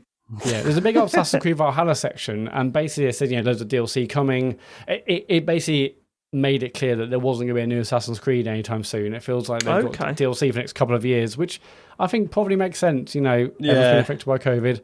This was the overall theme of Ubisoft, though, was that it was mostly we've got DLC coming for all of these games that you're running off. This was the DLC conference, but also this is kind of like the theme for E3. I think overall, it's obvious that COVID's affected everyone. Yeah, and some worse than others, and definitely. I love it when James does that on an E3 show because it always means that one worse than others is coming up. It's coming up, all right. Dave, do you know of a PSVR game called Werewolves Within? No. It's a PSVR game where basically you're sitting around a campfire. Isn't it one where you have to guess who the werewolf is? Yes. Yeah. Well, there's going to be a movie on it.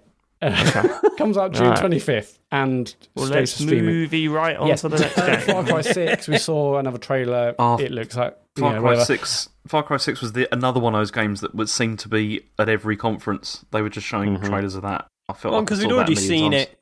We'd seen it well before E3 anyway, right? Yeah, we've all seen loads of it, yeah. We saw that. It was Summer Games Fest. Wasn't it at that? I'm sure it was at that. And then, it felt like it was everywhere.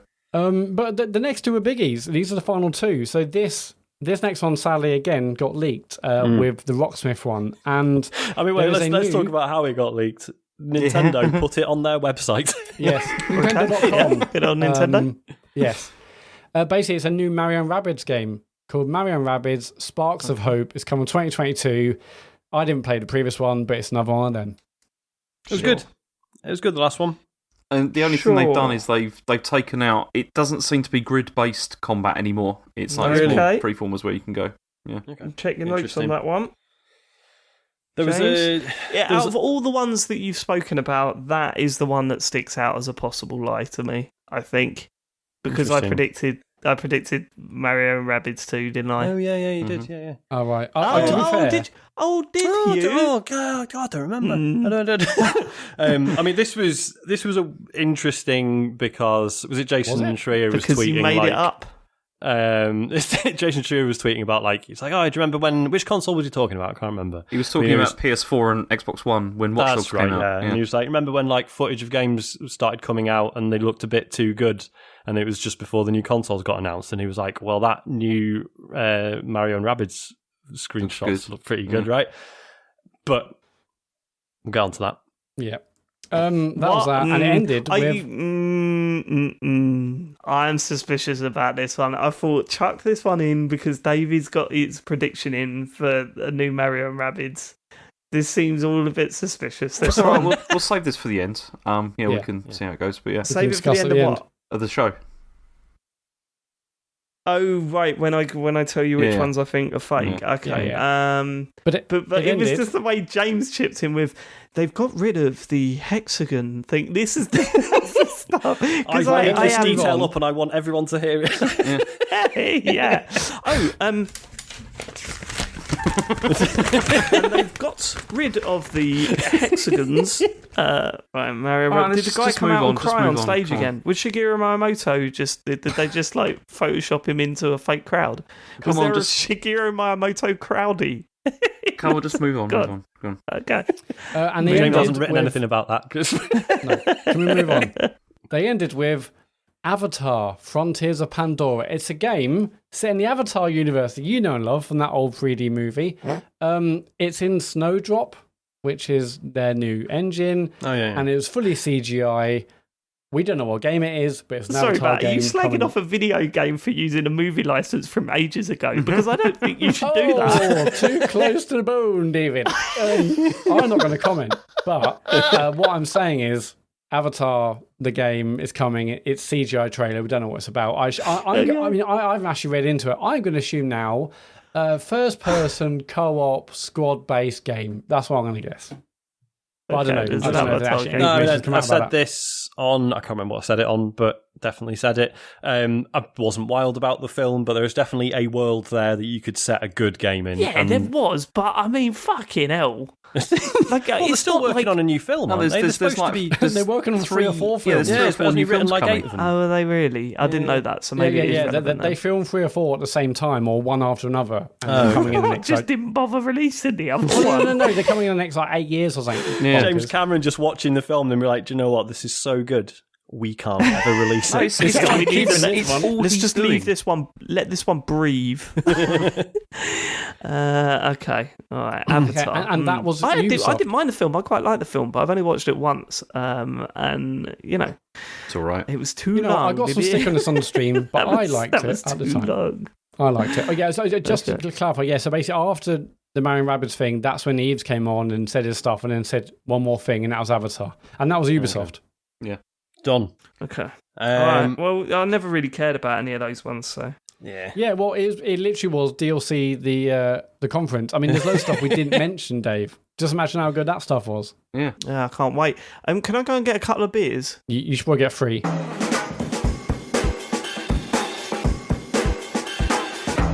So then, same night, we had Devolver, didn't we? Which we did. Okay. I mean, historically, I know, Matt, you've always been a fan. I've always sort of appreciated what they do, but not always enjoyed it. I thought they nailed it this time. I thought it was really good fun. This was a good one. It was good. Did they tone it down a little bit? No. No, it wasn't as obviously... It was mad in a different way. Yeah, it wasn't like as obviously uncomfortable as some of them have been. Was there a witty Zoom / conference call sketch? Oh man, that was the one that I put my money on for that. Shame.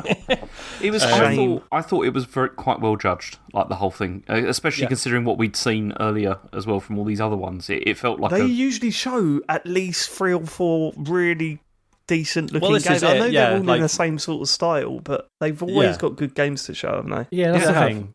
I've always loved the comedy stuff, and I think it was perfect again. I get why people would not like it, but I've always thought it's brilliant. I thought they were great again. I laughed a few times, and it was all wrapped around. There was games in there, but the comedy wrapped around it worked really well. Yeah. So the first game they showed was Trek to Yomi, which was a sort of 2D/3D, as in, it's 3D but played on a, as if it was a 2D platformer, essentially, samurai game. And it looked really good, didn't it? Yeah, it was, like Ghost of Tsushima had that. Kurosawa mode. Oh shit, what was it called? Kurosawa mode. Kurosawa. God, yeah, sorry. Yeah, James just googled it again for me. He's just checking spelling. It wasn't hugely convincing. I thought it was a cool idea, but this really looks like a 1950s samurai flick. It looked really good, I thought. Yeah, I still sort of like, this is Ghost of Tsushima done the right way. It instantly is like, hey, you got that sense of old samurai movies. I thought it looked fantastic. Yeah, like obviously the scope of it will be massively reduced compared to like Ghost of Tsushima, but yeah, this looked really cool, I thought. This is one of the ones that I was most excited by seeing. Yeah. Yeah, it was great. Mm-hmm. Then we saw Wizard with a Gun, which looked like a perfectly enjoyable sort of co-op sort of shooter stroke RPG. Wizards tooling themselves up with guns and doing magic shit. Looked pretty good, I thought. It's not coming out till next year, though. Fuck me. Inscription was the next one. This looked fucking wild. It's it's by the devs that did Pony Island, if you know it, Dave.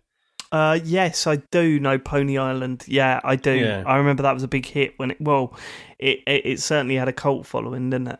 Yeah, and it was like, on the surface it was, it's like, Pony Island's a cute game about ponies, or is it? He. But it was, people who actually played it were like, I know it sounds really obvious and sort of edgelordy, but it's actually really good and clever. Yeah, wasn't it that it hacks and you've got to get around the... I can't remember now. There was sort of horror leanings in it and stuff, but that's right. So this is it's really weird. So it sort of started out, you're like, oh, it's like a virtual card stroke board game, but then as the trailer goes on, there's like fucking, like in the dark corners of the room, right? There'll just be like a pair of fucking glowing eyes that suddenly start talking to you, or like the stuff that's like written on, like the cards are talking to you as well, and they're like saying stuff as you're holding them in your hand. They're like changing the text on them and stuff. I don't like that. And then and basically it looks like it sort of shifts between like loads of different game types. So there's bits of it are a board game, bits of it are a card game, and then there's like escape room like type stuff like in the room, while all this sort of weird, terrifying narrative stuff is going on. Yeah, I don't like the sound of this. Well, I mean, I'm like, can't do scary games, but it looks really fucking good. Yeah, but something just staring at you in a corner, man, that's enough to just absolutely kill me. I mean, definitely have a look at the trailer. It looks proper good. Yeah, I mean, unlike the Koch Media one and perhaps even Ubisoft, you should definitely rewatch this Devolver one. It was. I probably will actually. Yeah. Should we mention the hook that they had going through this? Like the we should actually. Yeah. Oh, everyone was very confused by this, weren't they? Yeah.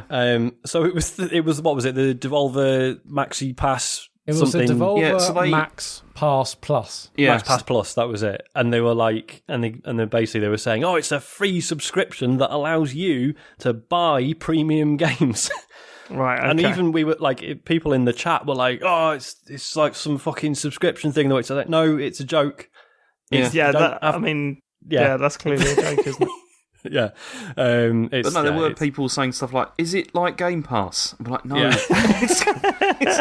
you just buy the games. But the great thing is, so they had the whole. You said you can keep going to devolvermaxpassplus.com to subscribe, and that's got a list of all the games.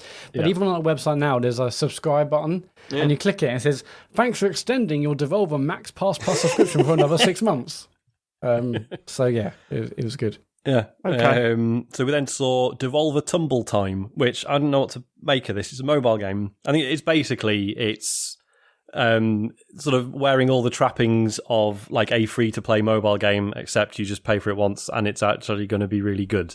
That's the hook, as far as I can tell. It was so extremely mobile. I'm like, is this a game or is this just a video? But no, it's a very real game, apparently. It was basically, it's all the things you would imagine from like a really hardcore, in-your-face, free-to-play, mobile monetization type advert, all like bright colours, and I think it was doing like match 3 in a row, all sorts of shit. And I was like, is this even real? But no, it's real, and it's coming sometime soon. Yeah. Look good. Okay. We then saw Demon Throttle, which was like a 2-player sort of co-op shooter. This is by the devs who made Gato Roboto, which I think most of us have enjoyed. However, it's physical only. It's on the Switch, and you can only get it physically. Yeah, exclusive physically only. Which, sounds cool, but does it mean that they could just add to the price or whatever? Basically, yeah. And there was already, as soon as it went live, it was like, okay, the website's crashed. Everyone's trying to buy it. Yeah, put you in a queue and stuff. Yeah, there's like people queuing for hours to get a game probably no one cared about, but because it's physical only, is limited number of copies, people just wanted to get it. So I don't know. It doesn't seem to make sense. Surely, were you one of those people, Matt? No, I would have liked to. I was far too busy with other stuff. Doesn't sound like you. I was thinking, when I saw it, I was like, "Oh, I might buy that," but no, I didn't bother. Yeah, of course you did. I mean, it did. How many times do you think that a day, Matt? Dave, I've always loved the Demon. I've always loved Demon Throttle games. I've always said that, so that's why I wanted to get series. It. Yeah. I mean, it did look genuinely like it looked quite good. There was like a funny intro. Where there's this cowboy going like, Satan just tried to kiss my wife or something. And it was good. Yeah. But yeah, physical only, I'm probably never going to bother. Weird decision, but hey-ho. They then showed Phantom Abyss, which... This looks fantastic. This is like secret game of the show, isn't it? Yeah, it did look good. So it's so like first person running through sort of Indiana Jones style tombs, right? And there's traps everywhere, and you have like a whip that you can use to sort of pull yourself towards things. And yes, there's traps and spikes and shit everywhere. And every level is randomly generated, but everyone in the world is playing the same level at the same time, and as you're doing it, you're seeing the ghosts of other people who've tried it and failed. So you're sort of, obviously, as you're going around, you're seeing the mistakes they've made, and sort of, using that to sort of inform you about dangers that are coming up ahead and stuff. Right. But it is a race, so the first person to finish the current level wins that level, and then everyone moves on to another level. So and as soon as you fail once, that's it. You can't retry that level. That's it. That sounds really cool. It looks awesome. I mean, when I saw it, I'm not sure I said full go. Basically, it felt like, it's a crazy kind of race to the end, and yet you're seeing all these people dying to left and right of you. But then you kind of want to hold back in a way to see where other people have failed or been spiked or fallen down a hole or whatever. But also, the whole point is it's a race. So, it comes out, 20... Wait. So if you're playing a level, and while you're playing that level, someone completes it, well, we don't. Yeah, we don't know, Dave. We don't know. No. Yeah. I don't know if it just kicks you out or what. I guess. But then, if it just kicks you out and this is massively popular, isn't it going to be a situation where you go to play the game and then every time you play the game, it's like, we're on to the next one. 10 seconds later, someone just I don't know. It's going into early access from the 22nd of June, so you can find out then, Dave, how it works, because we don't know. I mean, the idea sounds amazing. I don't know how it actually works on a technical level, but the idea sounded so cool. The fact do I hold back to see how they're dying? No, I want to bomb forward. So I can't wait to see how this works and if it works well, because it looks like it could be an awesome fun. You missed one game, Sean, Death's Door.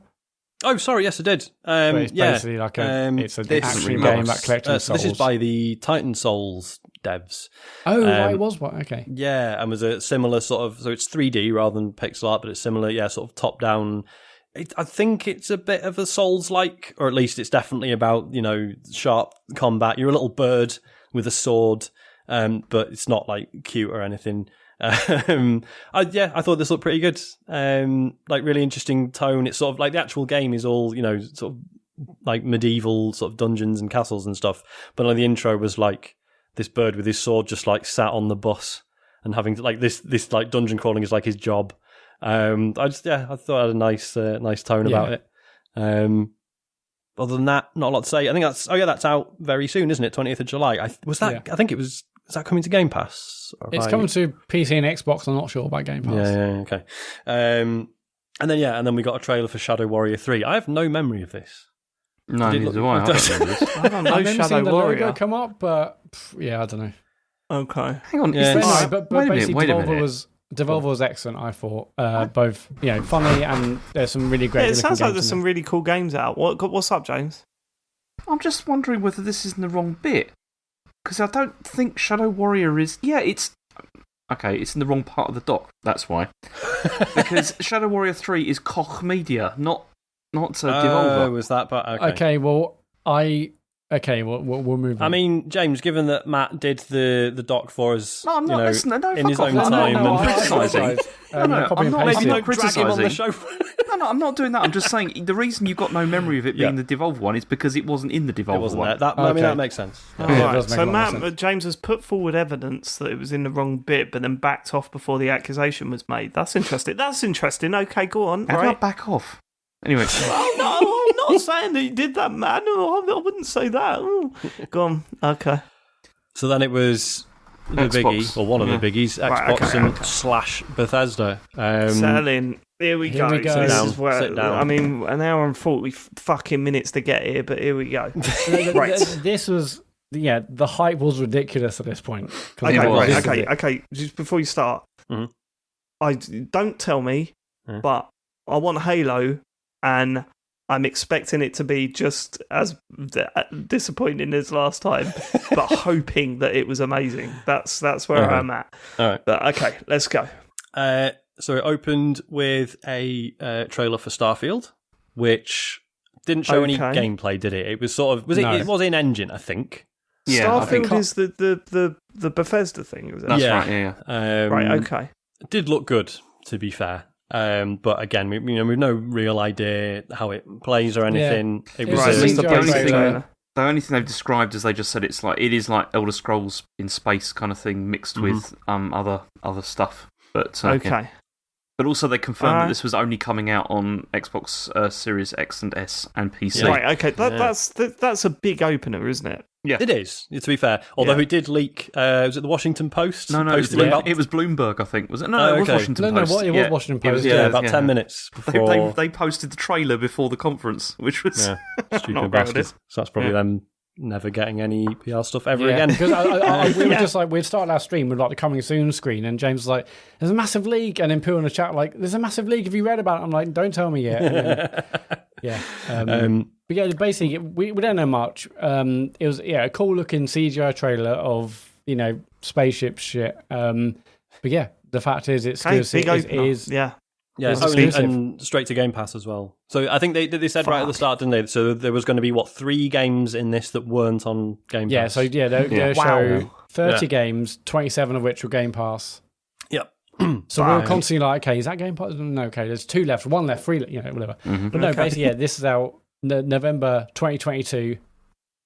Xbox No, Series we'll X see. and About, S. we'll see about that. It won't be Yeah. out November 2022, but okay. Yeah, That's what they're aiming for. when the logo came up, I'm like, oh my god, I couldn't believe they really started this because I really truly imagined this would be later on in the conference, but it was a surprise to me. I know, some of us predicted that, but it was a surprise to me. I didn't think they would start with this at all. It's weird. Okay. Like if it's not coming out till November next year, it's strange to actually give it a date, really, isn't it? Like, it'd It is definitely a little be bit.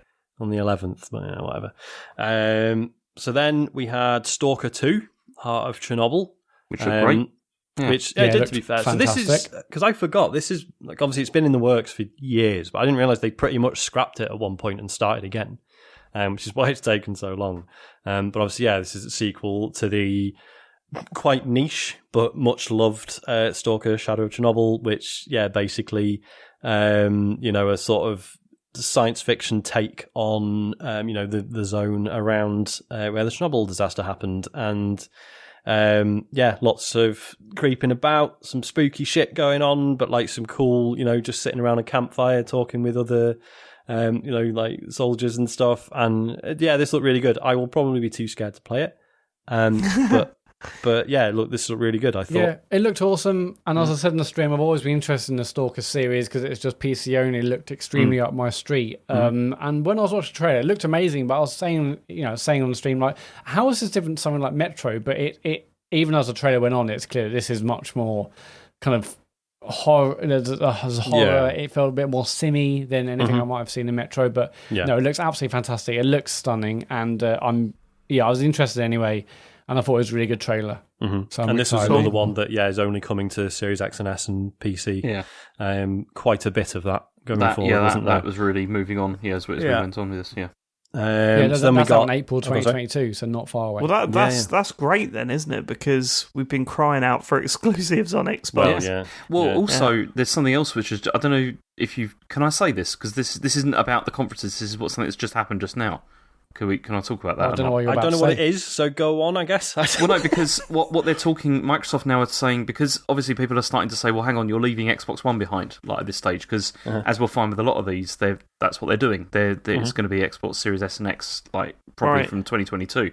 But they've said that what they're going to do is that you'll be able to play like xCloud on Xbox One, and that's how you'll still be able to play these games. Yes. Okay, all right, that's a workaround. Sorry, we never, because this happened. Was this Thursday? There was a bit of a news story about basically Microsoft saying so like your xCloud stuff is going to be on your console, and that's just going to be an option, which is interesting. As a Series X we sort of mentioned that. We sort of mentioned that, didn't we? Like, being able to play the games while they're downloading and exactly, yeah. And stuff like are that, there going to be instances where I'm better off just streaming the Series X version of something rather than downloading it? If you own an Xbox One, yes. It seems that's going to be the case. And they said so they're looking at doing like streaming sticks and apps for tellies, etc. And there's also, wasn't there talk of like possibly a different pricing tier as well? Yeah, they said like that Game as well. Pass? Yeah, there's basically a bunch of different blog posts over the week. Even basically before their main Xbox and Bethesda show,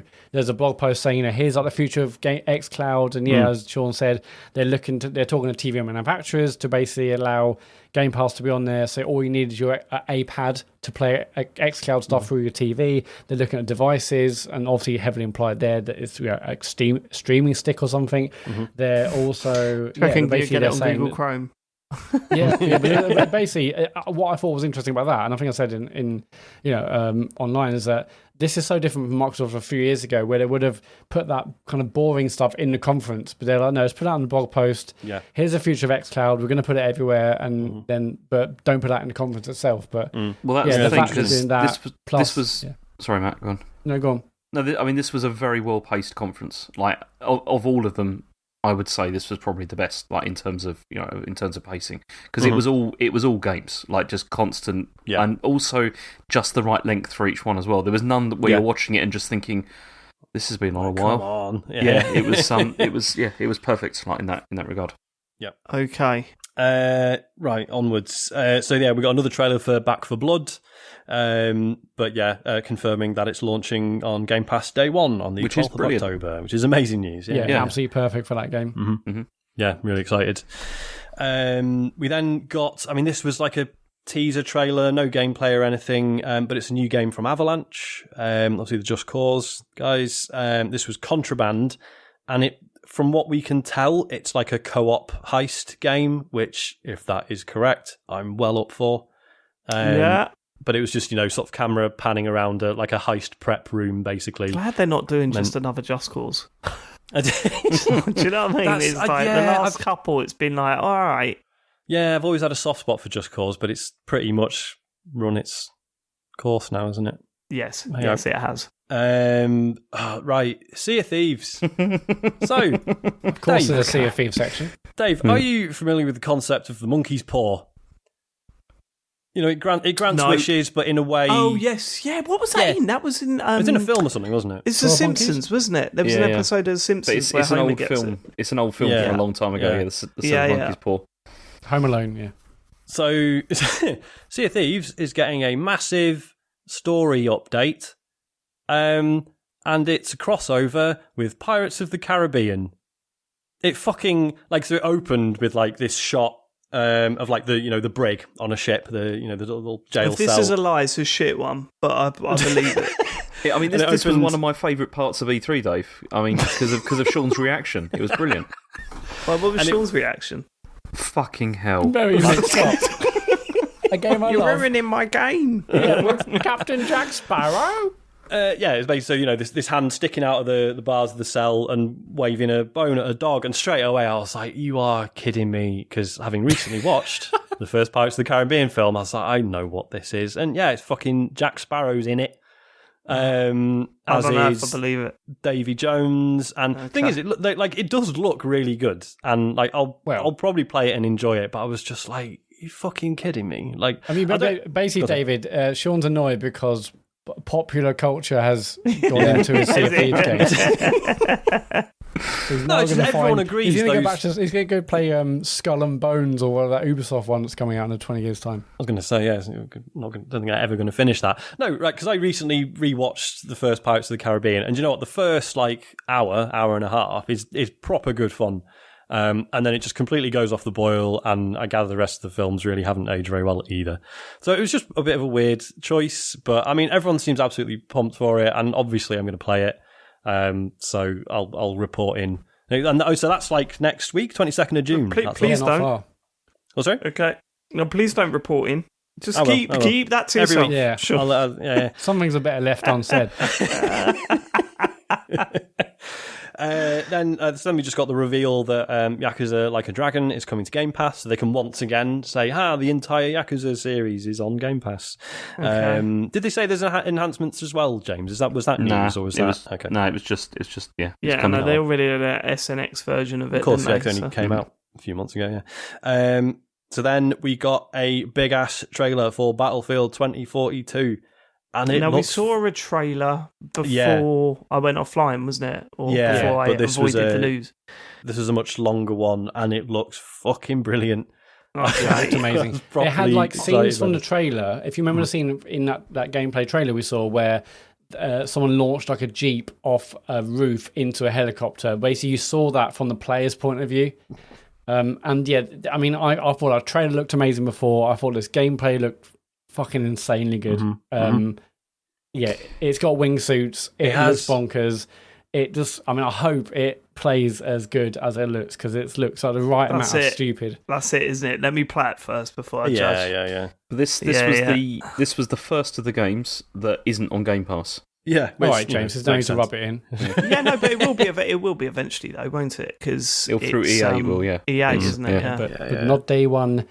As somebody that makes. Oh yeah, you predicted that it would be, wouldn't you? I forgot about that. See, and it would have been a shame, because that would have been a massive get, because it would have been like buy it on PlayStation for £70. Yeah, or play it on that's Game why Pass. They would never do it. Why would EA do that? They're trying to sell it on multiple consoles. Yeah, they're not going to want to piss off half of more than half of their audience, are they? Yeah. That would be mad. I mean, you probably know this already, but yeah, they said there's no single player for that, so. Oh yes, they announced that. Yeah, they announced that before. Which fine. I'll come off of Twitter and that. But no, it looks cool as fuck. I can't wait to see what it's about. Yep, very excited. We then got another trailer for 12 minutes, which, I mean, didn't show us anything we didn't already know. This is the time loop one in the guy's apartment. But it's out on the 19th of August and is coming straight to Game Pass. Okay, brilliant. Which is very cool. Is it called again? 12 minutes. Yeah, that's right. Yeah, that looks like great. Willem Dafoe and those other actors. Daisy Ridley, I think's in it. Yeah, that's brilliant. Fucking hell, Microsoft are really piling money into Game Pass. They really are. They are. I mean, that's why it was games, David. It was funny because when we were streaming this, like after everyone, Sean was like, "It's coming to Game Pass." I'm like, look, let's just assume they all are. We'll comment when they're not. We'll just say when they're not, because just assume that they're coming to Game Pass, because it all is. Speaking of, so then we got new Psychonauts 2 trailer, which looks really good. It looks good, does it? Yeah, did we get a date? 25th of August. Mm-hmm. And it's launching on Game Pass. Yeah, of course it's launching on Game Pass, but that's not far away. Okay, I'm looking forward to that. I said the only thing that sort of a bit of a downer with that game is that, man, I'm going to play it, but like when you saw it going up against Ratchet and Clank, it was kind of like visually... Yeah. It was, but how did it look? It looked good though, right? Yeah, totally. It looked good, but obviously it's no Ratchet and Clank. But yeah, it looked good. It's got ideas. It's got fucking ideas, lads. It's going to be good. Ratchet and Clank's got ideas and graphics. It hasn't really. I've been playing a lot of Ratchet and Clank. There's not a lot of ideas in it. It's got graphics, it looks fucking fantastic. But in terms of ideas, nah. Go on. There was a thing about like another 10 Bethesda titles coming to Game Pass, but it was all, I mean, obviously it wasn't anything new, but I mean, fine. And some of them were like PC only, so it's like Fallout 1 and 2, for example. Oh, that's interesting. which, fine. But at this point, we're like, hang on, do those 10 count us to 27? Like, everyone's sort of trying to count on their fingers. Well, where are we with it? Is that 16 now? That's right, yeah. Where they're like, hey, it's 10 years of Skyrim, everyone. And I think there's going to be something about Skyrim 10. I don't know. Yeah. Doom Eternal's getting a next-gen upgrade on the 29th of June, which is cool, to be fair, because I've had that installed on the Series S, and I'm a bit like, but I'm going to be playing the base Xbox One version. I know it's one of those games where they prioritize like 60 frames and everything. But yeah, very cool to know that it's getting a proper upgrade. Some people adored it still. I didn't get on with it anywhere near as much as that first reboot. That's mostly what I've heard, but I'm keen to try it. Okay. And that's going to have a 120 frames mode as well. Okay, only Matt can use that. I was going to say, if you've got one of those. Can't wait to not play that. There was a Fallout 76 bit. Okay, right. Yep, skip that. Party Animals. Party Animals I've heard a lot about this, actually. Oh, have you? Yeah, Party Animals. When I saw it, I was like, has this been revealed before or what? Okay. I'm sure it has. Wasn't Party Animals like... Oh, no, I'm thinking of After Hours, which was an animal-based thing as well, wasn't it? All I remember is that we got loads of PR emails about it, one of these games. We did know about it before, because it's a Chinese developer, I think. And we did get a lot of mails about it, I think. It's very gang beasts, isn't it? Yeah. Mm-hmm. Sort of squidgy animals fighting each other, throwing each other off cliffs and stuff. Oh, maybe not. I'm thinking of something else then. Okay. It looked absolutely fine, but quite familiar, I thought. Hades is coming to the Xbox on the 13th of August. 13th of August is good. 4K? Game Pass as well. And it's on Game Pass. And I 4K? assume it's 4K. They didn't mention that. Straight to Game Pass. That's big. Yeah. Because you forget, because it's one of those, you just assume everyone's played it. But no, there's quite a lot of people who are like, oh, fucking hell, I finally get to play Hades. So, yeah. Can I transfer the game save from the Switch? Almost certainly not, no. They didn't mention cross-save. There's no chance of that. No, because there is... No, what do you mean no chance of that happening? Their whole thing was... There's cross-save between Switch and PC, so it's not unthinkable. Oh, okay. So how does that work? Do you have like a Hades login or something? I don't know. Yeah, I can't remember. But do you remember it was supposed to be there at launch, but they patched it in later? Yeah, so I just started playing on Switch, and I was like, do you know what, I'm just going to start again anyway, because I'd sort of forgotten what I'd played of the PC version. So, don't know. Then we saw Somerville, which was a sort of... it looked... that Facebook game. I think at the time we were saying it looked a bit Play Dead, didn't it? It looked kind of like a Play Dead version of kind of Last of Us. There's like a family, and there's like a man, a woman, and a child, and there's like monsters, and they're kind of like hiding in a house, and there's monsters maybe outside or coming in the house. That's the one, isn't it? Yeah, and looked very cool. And so we found out afterwards this is a new dev, but it's one of the Play Dead founders, I think. Yeah, it's Dino Patti. That's Play Dead are the Limbo Inside. Inside. Yeah. Oh, Inside. Yeah. Okay. All right. This looked very good. I thought it looked very, very good. Yeah, I think it looked lovely. Yeah. So that's out next year, and it's on Game Pass. Then we saw Halo Infinite. Yes, we did. Yeah, so they confirmed, so multiplayer is going to be free to play. Yes. And there was another story trailer. Which didn't tell us anything, did it? It didn't really tell us anything, but it does look a lot better. Was it just like a cutscene? It was basically a cutscene, yeah. It was in-engine. So no gameplay of campaign at all. No. Right, okay. But it did look better, though, didn't it? It definitely looked a lot more solid. Atmosphere-wise, it was like, okay, this got me excited more than anything I saw at the previous announcement. Yeah, the plasticine look is gone. It needs gameplay, doesn't it, to convince us? They did. They did show like multiplayer gameplay, like of things being played. But it was. I didn't get excited from this. I thought it definitely looks significantly better than it did when they showed it last time. And like we were just saying when we were watching it, we were like, oh look, there's not things popping up in the distance and stuff. That helps. All that sort of stuff was a lot better. But I wouldn't say this looked like amazing or anything at all. Like it looked like a Halo game. Like to me, I didn't think it looked fantastic. Sean, battle royale. No mention of it. Oh, that's another prediction gone by the wayside. Yeah, I mean, but I saw like the campaign bit, and there's like a the campaign in-engine trailer looked interesting and looked nice, and as I said, got me more pumped. But yeah, James is right. I wasn't like, holy shit, look at them graphics. It was just okay. This has got me interested. I'm excited to see more. But multiplayer was what they showed most of, and that Jamie does look graphically amazing. I think. Come on, really?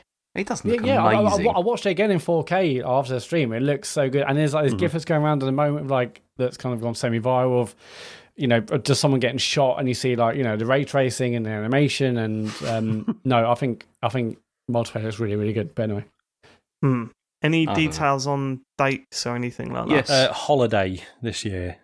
This year, right? Okay, yeah. But for both campaign for and both, multiplayer, for both, yeah. That was the surprise, because I thought they would, because they kept on talking about multiplayer. I thought, okay, I'm going to get a point for this because they're not going to do the single player. But then, then they were like, you the single player's coming as well. You won't, because you also attach your battle royale thing to it. Which got a point. That didn't happen either. So after this. In the last you sound a little days, bit underwhelmed. You all sound a little bit underwhelmed. Yeah, it wasn't. They didn't show enough to get excited. Like, honestly, no, right? So it was relief was the main feeling. I thought it was. It felt like so there's no more Craig. Yeah, it felt like it was back on course, but it wasn't. Yeah, but it also, weren't blown away. The fact that they didn't end with this should indicate like that it's not. It's still not quite there yet. Obviously, yeah, they knew it wasn't a big closer, didn't they? Yeah. Okay. Well, I guess because they didn't have enough to show. Like, they couldn't have ended with this. Yeah, but usually they couldn't end it with this, because with that, with their conferences, they either end it with a game that's coming out soon that is massive, or they end it with a brand new announcement, exciting announcement, aren't they? But then when you think, holiday, they haven't given a specific date, so you can see why they haven't put it at the end. And as I say, this isn't a brand new announcement, is it? So I could see why they've positioned it here. Yeah. There's also, in the last couple of days, they also did like a separate multiplayer kind of video where there's obviously tons of customization stuff, loads of stuff I've done under the hood and different modes and stuff, and I watched that, and multiplayer looks really really excellent. I'm really looking forward to seeing what it's about, but the disappointment, I guess, was that didn't see much story, obviously no in-game story. There's like a bit at the start of the campaign trailer where it showed it's like a panning camera over over the halo, over the kind of location we've seen before, and that's where we commented there's no pop-up or pop-in. So we saw some stuff, but not enough. We didn't get enough of a feeling of like, why is this the whole thing was supposed to be this change of environment, well, not a change of environment, but an expansive environment that you can explore and everything or whatever. There was no sense of that at all from this. No. Well, that was only supposed to be one part of the game, wasn't it? Yeah. That was one of the things that they took away from that initial showing, was that everyone thought it was an open world game, and they were going, it's not. But there are big sort of, isn't it? Yeah, it's like a little bit like Uncharted 4, where all of a sudden you'll be in this really big open world bit. But yeah. So it was fine. I mean, I am a bit concerned, given that so obviously they're still not comfortable showing campaign gameplay. I feel like maybe this holiday is a bit soon.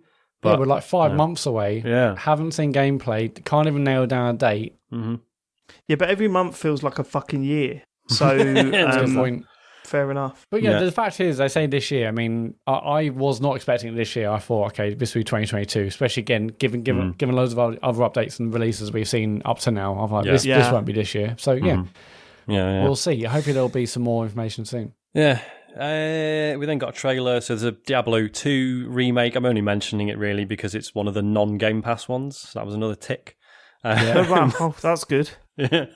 A Plague Tale Requiem, so a sequel to A Plague Tale. A full sequel, or yeah. I bet you're did well you play the pumped for first this, one? No. I knew you were a big fan, but no, I never played the first one. No, when I saw this, I was like, oh my god! I knew instantly because they showed us the rats like Plague Tale, and then again, I think this was CGI or in engine. But it's a full sequel, a launch Game Pass next year. I'm really excited because the first one, it's kind of like they were definitely kind of punching above their weight, but it was excellent for what would apparently be kind of like an indie budget or like a AA budget, and I thought it was excellent. So really excited to see what they're doing with a new one. Straight to Game Pass? Yeah, Game Pass, yep. Okay, because the What's It one was Game Pass, wasn't it? That's now on Game Pass. First one's, one. yeah. Okay, Yeah. cool. So I can't wait to see what it's about, because I think I gather that the first one sold like surprisingly well. I know it sold really well. I don't know what their targets were, so I'm excited to see what they take into the sequel. Yeah, I was saying on the stream, wasn't I, that I remember a lot of people who'd reviewed it at the time when it came out were sort of were all giving it like, you are going to ignore this and I'm already annoyed at you. Like it was like it just had that sense of like, this is really good, but it's not quite, it's never going to be like a massive hit because it just doesn't have that air about it. But yeah, everyone said it was really fucking good. I'm a little bit disappointed about Halo still, to be honest with you. I was expecting more from I'm a little bit... Honestly, the multiplayer stuff did look great. Matt's not overselling it. It did look really good. What was special about the multiplayer, though? Did it what? Did it so the grappling game hooks, modes or stuff? Grappling hooks are in. There was just like just like a cool like montage of people doing fun stuff. Like, but it didn't talk game modes. It didn't go into the details about any of that stuff. No, they showed like capture the flag and stuff. Fucking hell! Right. And the fact you can use like grappling hook to pick up like a sword from across the map. Yeah. And so it looked really cool. And honestly, not just this, but the other stream I did or the other video I did later in the week, the multiplayer looks really, really cool. And yes. I wouldn't say I left that Halo Infinite section feeling disappointed. I was like, okay, it looks great, and I'll just wait for more campaign stuff. But I wasn't like, oh, fucking hell, where's the campaign and gameplay? I was impressed enough with how it looked in multiplayer and the atmosphere and tone they'd set in that story in-game video that I'm excited for more. But I didn't leave it feeling disappointed. Yeah. All right. Then what did we have? So Far Cry 6 again.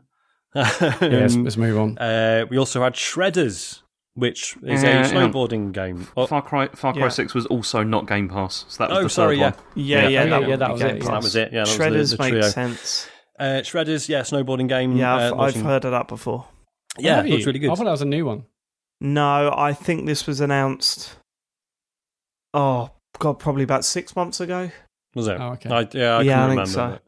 Anyway, it looked cool. It's like it looks nice graphically. You can see all kind of like the snow, kind of like tread marks and this and the other in your snowboard. And this had like this looked like was this the one that showed online multiplayer as well? Did it? I can't remember. It definitely showed multiple people boarding around.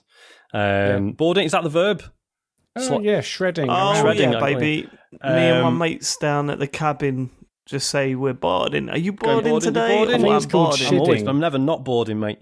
I'm totally around. boarding. It gets really confusing at an airport, though, when we talk like that. People don't know whether you're getting on or off a flight. It's a nightmare, to be honest with you. We need to come up with a nickname for it, to be honest. Yeah. So this, I was far too amused by. So at the end, the release date reveal just said, "We've got a good feeling about December 21." Yeah, that's quite good. I like that. I wish more I like about that. Yes. And I mean, it's coming to Game Pass, but I don't have to say that anymore. So then got a new trailer for Atomic Heart. I don't know if you remember this, Dave. There was trailers doing the rounds. Must have been about a year ago. Yeah, it was like is it an FPS? I think it very, kind of is. Basically, very weird Russian FPS. Yeah. It was Dave, you remember because you sent it to me.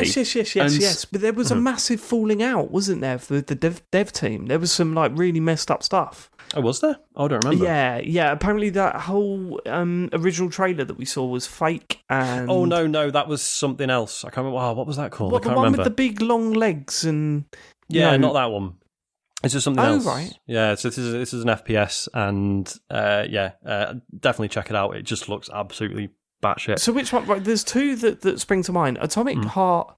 Right, this is Atomic Heart, right? There's one that was like a weird game that looked like Half-Life 2, where you were walking around these sort of empty areas, and I think you were fighting robots, but there was all these like tool things, and it just looked visually incredible, like a step ahead from everything else. Yeah. And there was another one where it was like it ends with two massive mechs fighting in front of you. It looked like a mix between Halo and Half-Life. The first one. Definitely the first one. Yeah. Right. Okay. Yeah. So look into the development story with that. A news story broke out about that game. I thought wasn't that something on a Nintendo one? I thought No. okay. No, definitely this one. I remember there being a news story about a month after we saw the trailer and everyone went nuts. Okay. And it was like, holy shit, there's all sorts of development hell going on here. No, fair dues.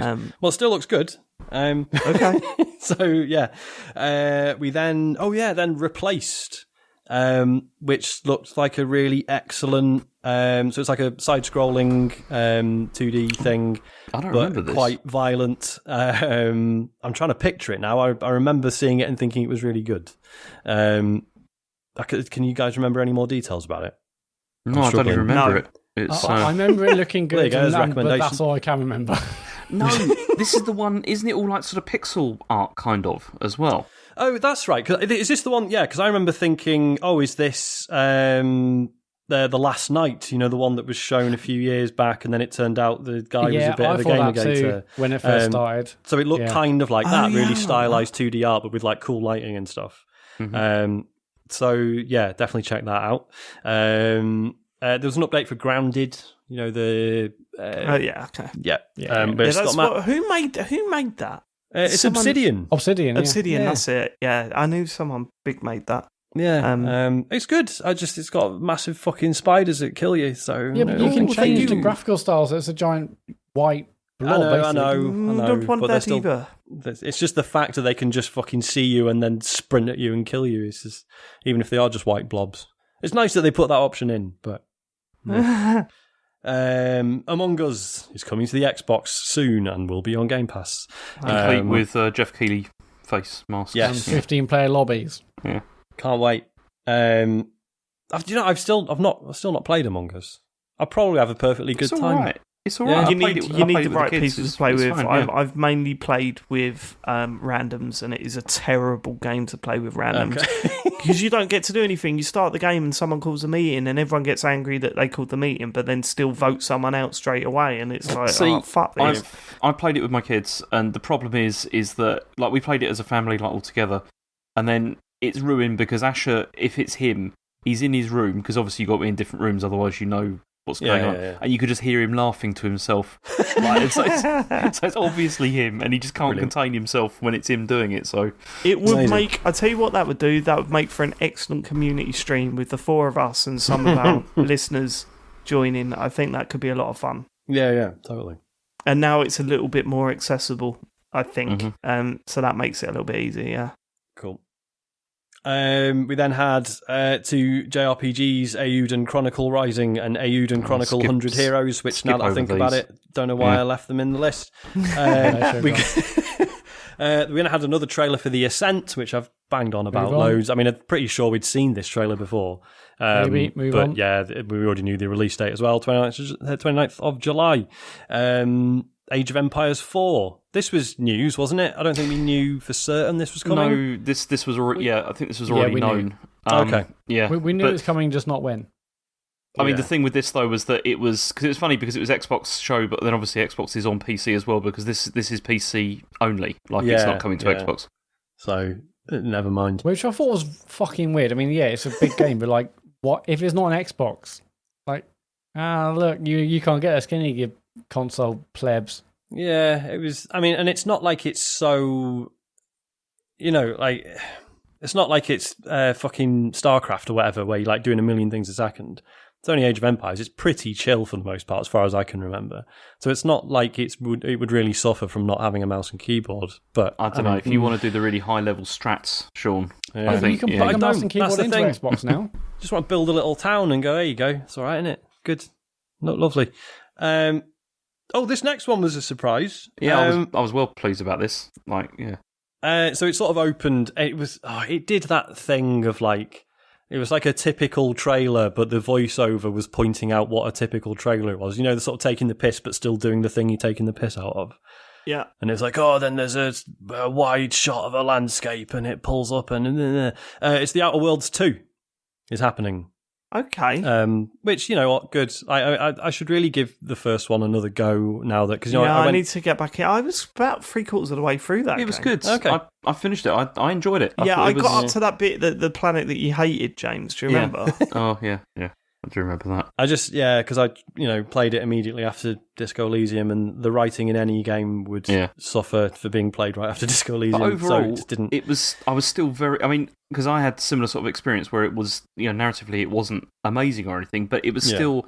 I like these sorts of games to exist, and this is why it was very well executed, and no bugs either. And seeing as it was like very similar to sort of Fallout. Oh, there was still a lot of bugs in it. James. Nowhere near as much as like Fallout or Elder Scrolls. No, but there were still some wild ones where they had to fix a problem where if you transfer from one scene to the other and one of your companions was climbing a ladder, they would then spawn into the next scene where they would climb an invisible ladder up to space. That was quite a good one. So yeah, that was cool.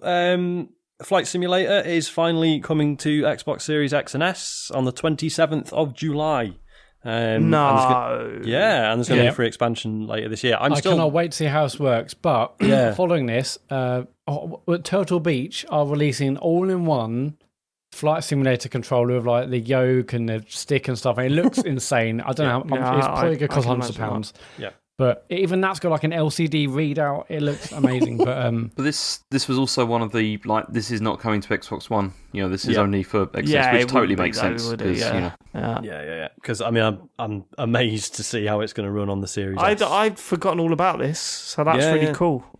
It's definitely even if you download it and just load it up occasionally to just have a fly about and visit places or places you would like to go. Yeah, I mean, we're all going to download it and fly into our houses. That's 100%. Standard. Places you used to work, just smash right the fuck into It's them. got all that stuff in it as well, is it? The streaming data? As far as we're aware, you can preload it now. It's available to download. Yeah. They're really bigging that up, the preloading thing. I've had notifications and everything. It's brilliant. It's brilliant. Super useful. Oh my god, it's so much better than waiting for Ratchet and Clank to arrive in the post is one thing, but the fact that I could have been playing that. Well, I couldn't have played it that morning, but I could have just pre-installed it and updated it before the disc arrived, like you can do on Xbox. Yeah. Because I did this with because we, when I got Biomutant, that was through like a key reseller. Sorry. It's just like, I just downloaded the game first, and then as soon as I got the key, typed it in. And I could play the game I'd already downloaded. It's a game changer. You don't realise how good that is until you use it for the first time. Yeah, but this isn't just like an announcement saying you can preload now. Like anyone can download any game through the Xbox app. Exactly, and it unlocks when you get the disc. This isn't just, I'll pre-order this game and now you can get the preload. No, anyone right now can download any game that's available on the Xbox app, and then it unlocks properly when you have the disc. So if you think about buying a disc-based game, you don't have the downloads and day one patches. You can just set the download now on your phone. It's incredible. Yeah, really good. We're getting to the end of this one. 2 games left. I can't remember how they revealed this, but I think we all pretty much guessed it, right? Yeah. Well, I mean, I actually guessed this game about 7 games ago. Yeah. It's Forza Horizon 5. It is set in Mexico, and it looks fucking incredible. Yeah. It's coming out on the 9th of November, and it's on everything Xbox and PC. Just looks fucking stunning, I thought. Looks really good fun. Yeah, it looks amazing. I rewatched this in 4K. Look stunning?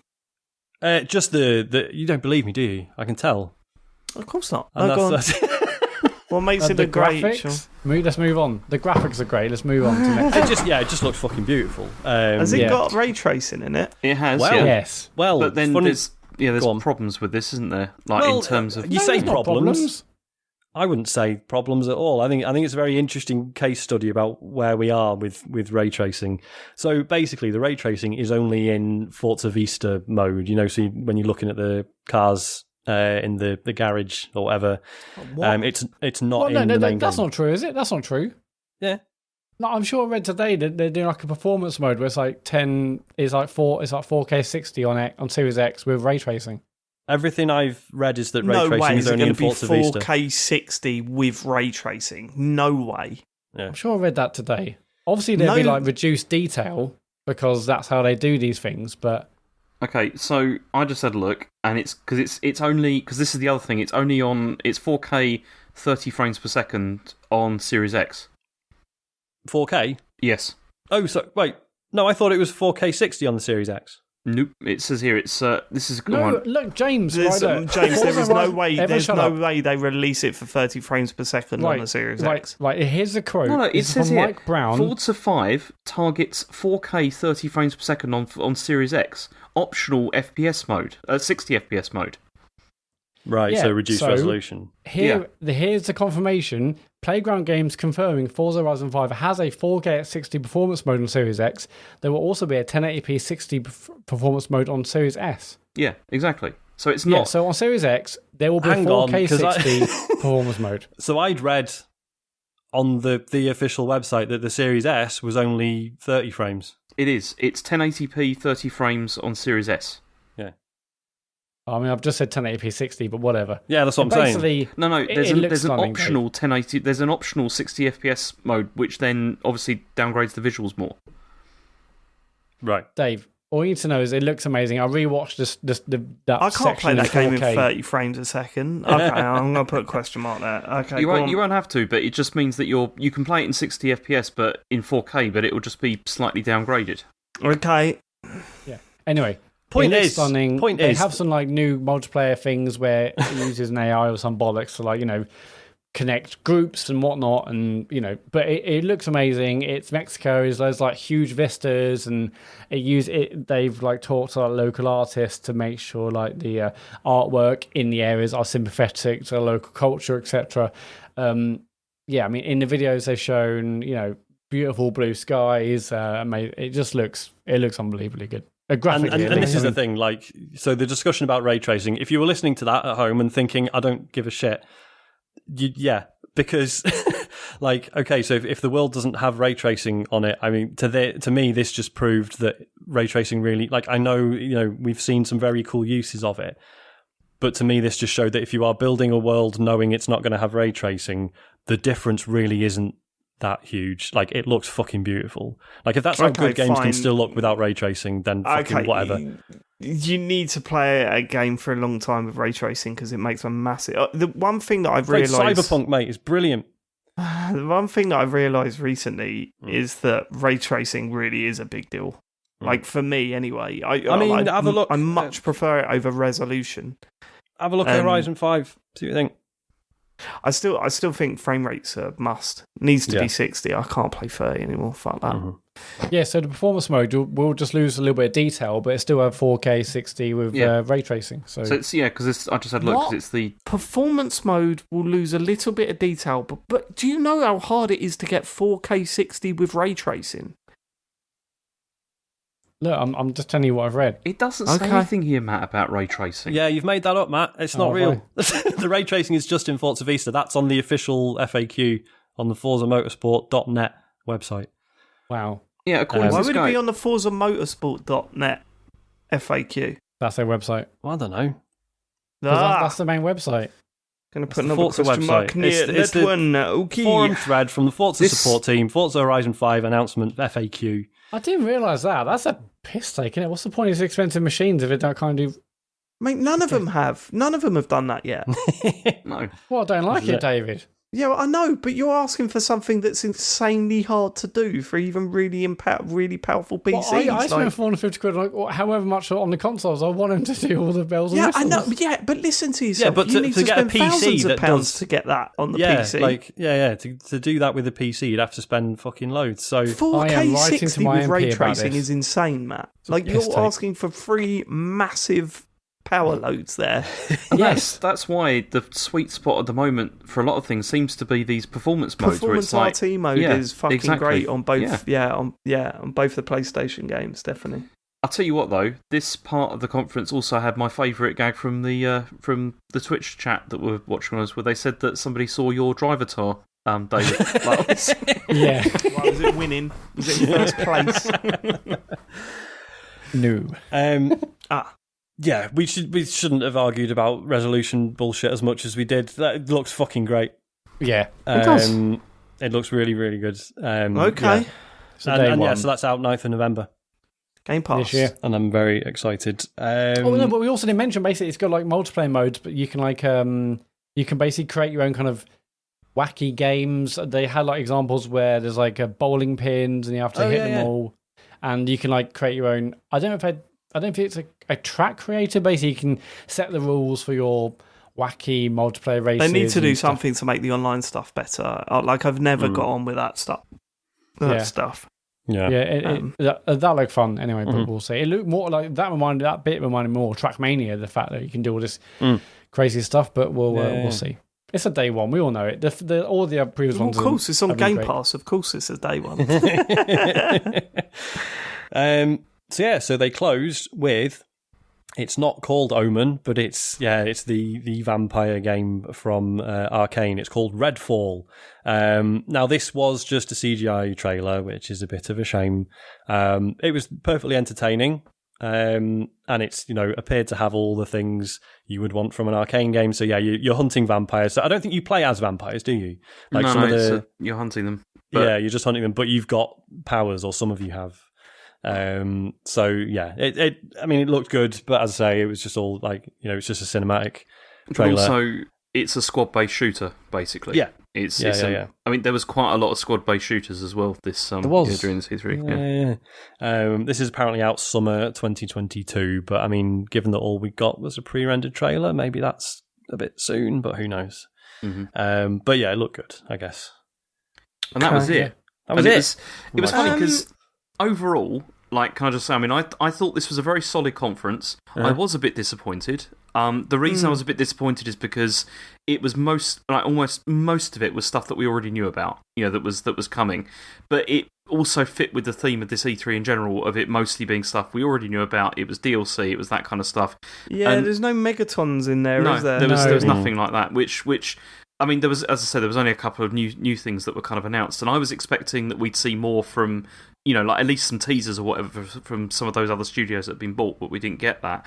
But then it's COVID, isn't it? It's this is probably what's happened here, and we're not seeing any of it. Mm-hmm. Yeah, a bit disappointed. I thought it was excellent, but yeah, you're totally right, Dave. It's excellent without megatons. But yeah, it's definitely COVID. It was still very good. It was still a very good one, but I was expecting some surprises, but there wasn't really anything surprising, I didn't think there. Yeah. But but it was still good. It was solid. Yeah. And again, it's got that, I mean, it's basically a cheat at this point, but obviously you're watching it and just thinking, I don't really have to pay for any of these. Yeah, no, games are just going to land in my lap when they come out.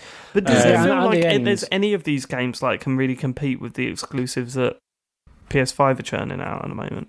There is that. It's hard to say because Redfall could be one, but we don't know it so early on. There's a bunch of these which could be amazing, which we haven't seen enough of. But yeah, it does seem like. I mean, I was basically saying, just show me a single player narrative heavy game like a Last of Us, like Uncharted. I want one on Xbox, and we didn't really see that. But you see, at least in I this. don't think that Microsoft are that interested in making those sorts of games. I don't think we're going to see those because I don't think it's maybe they've seen from all the data or whatever they get from Game Pass that it's just not that it's not worth putting that much effort into something like that. Possibly, yeah. Maybe, but those are the ones that are most celebrated on PlayStation. The Gods of War, and they also cost a lot of money to make. Yeah. Yeah. I mean, you would think they would consider doing one just to be like, look, we could if we wanted, like we can produce those games if that was the direction we wanted to go in, but. Yeah, strange. Just no interest in it. At the end, they showed kind of like a calendar, like here's all the games coming out next year or this year and next year. And it's like, okay, there's a lot of stuff to look forward to in the next 18 months and beyond. So there's lots coming in the next few months, which is really There's a lot of really good stuff. Like it feels looks, like it's finally coming. Really, yeah. All the stuff. We're finally getting kind of the results of the studio acquisitions and Game Pass and this and the other. There's a lot coming. Finally, we can see coming down the line. Yeah, and there's is it tomorrow night or today when you listen to this when it comes out? There's like an extended showcase. Is that right? It was today when we were recording this actually. So yeah, they actually had a second conference, David, if you can believe that. But that was just they said they called it the Xbox Gamer Showcase Extended, which basically interviews with a bunch of studios. We've been recording, so I haven't seen if anything was announced there. I'm going to assume not, but maybe there'll be the old trailer. Who knows? But yeah, they had a second one just with developer interviews. Cool. Okay. Right. Square Enix. Okay. We'll be. Shall I rattle through this one? You can if you want, yeah. Yeah, I mean this one was not. I mean, Okay, this one was not terribly exciting. I mean, they kicked off with Guardians of the Galaxy, which is it's a new single-player, story-driven sort of Guardians of the Galaxy game. I mean, you don't care about Marvel games, do you, Dave? At all?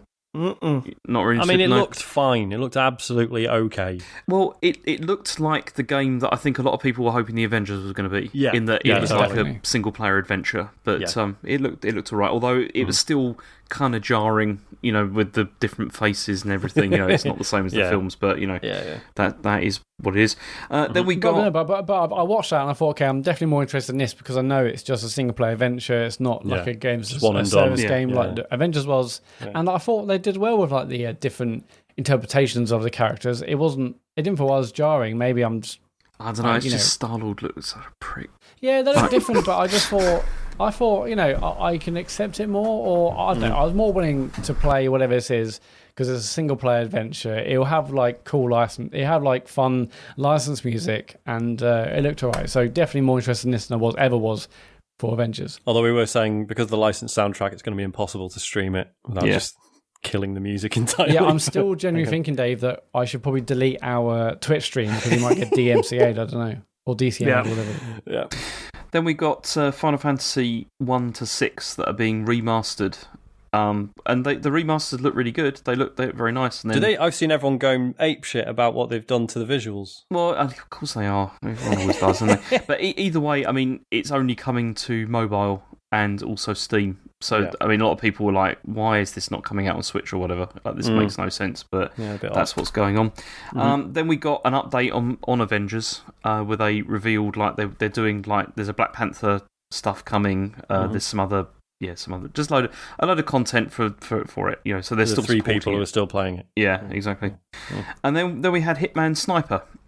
Which is a mobile game. Which mobile we also, app, that was we were announced. Then another mobile game, which was Nier Reincarnation. Which again, I think we've known about for a bit. I don't think they showed anything new. It was just same old again.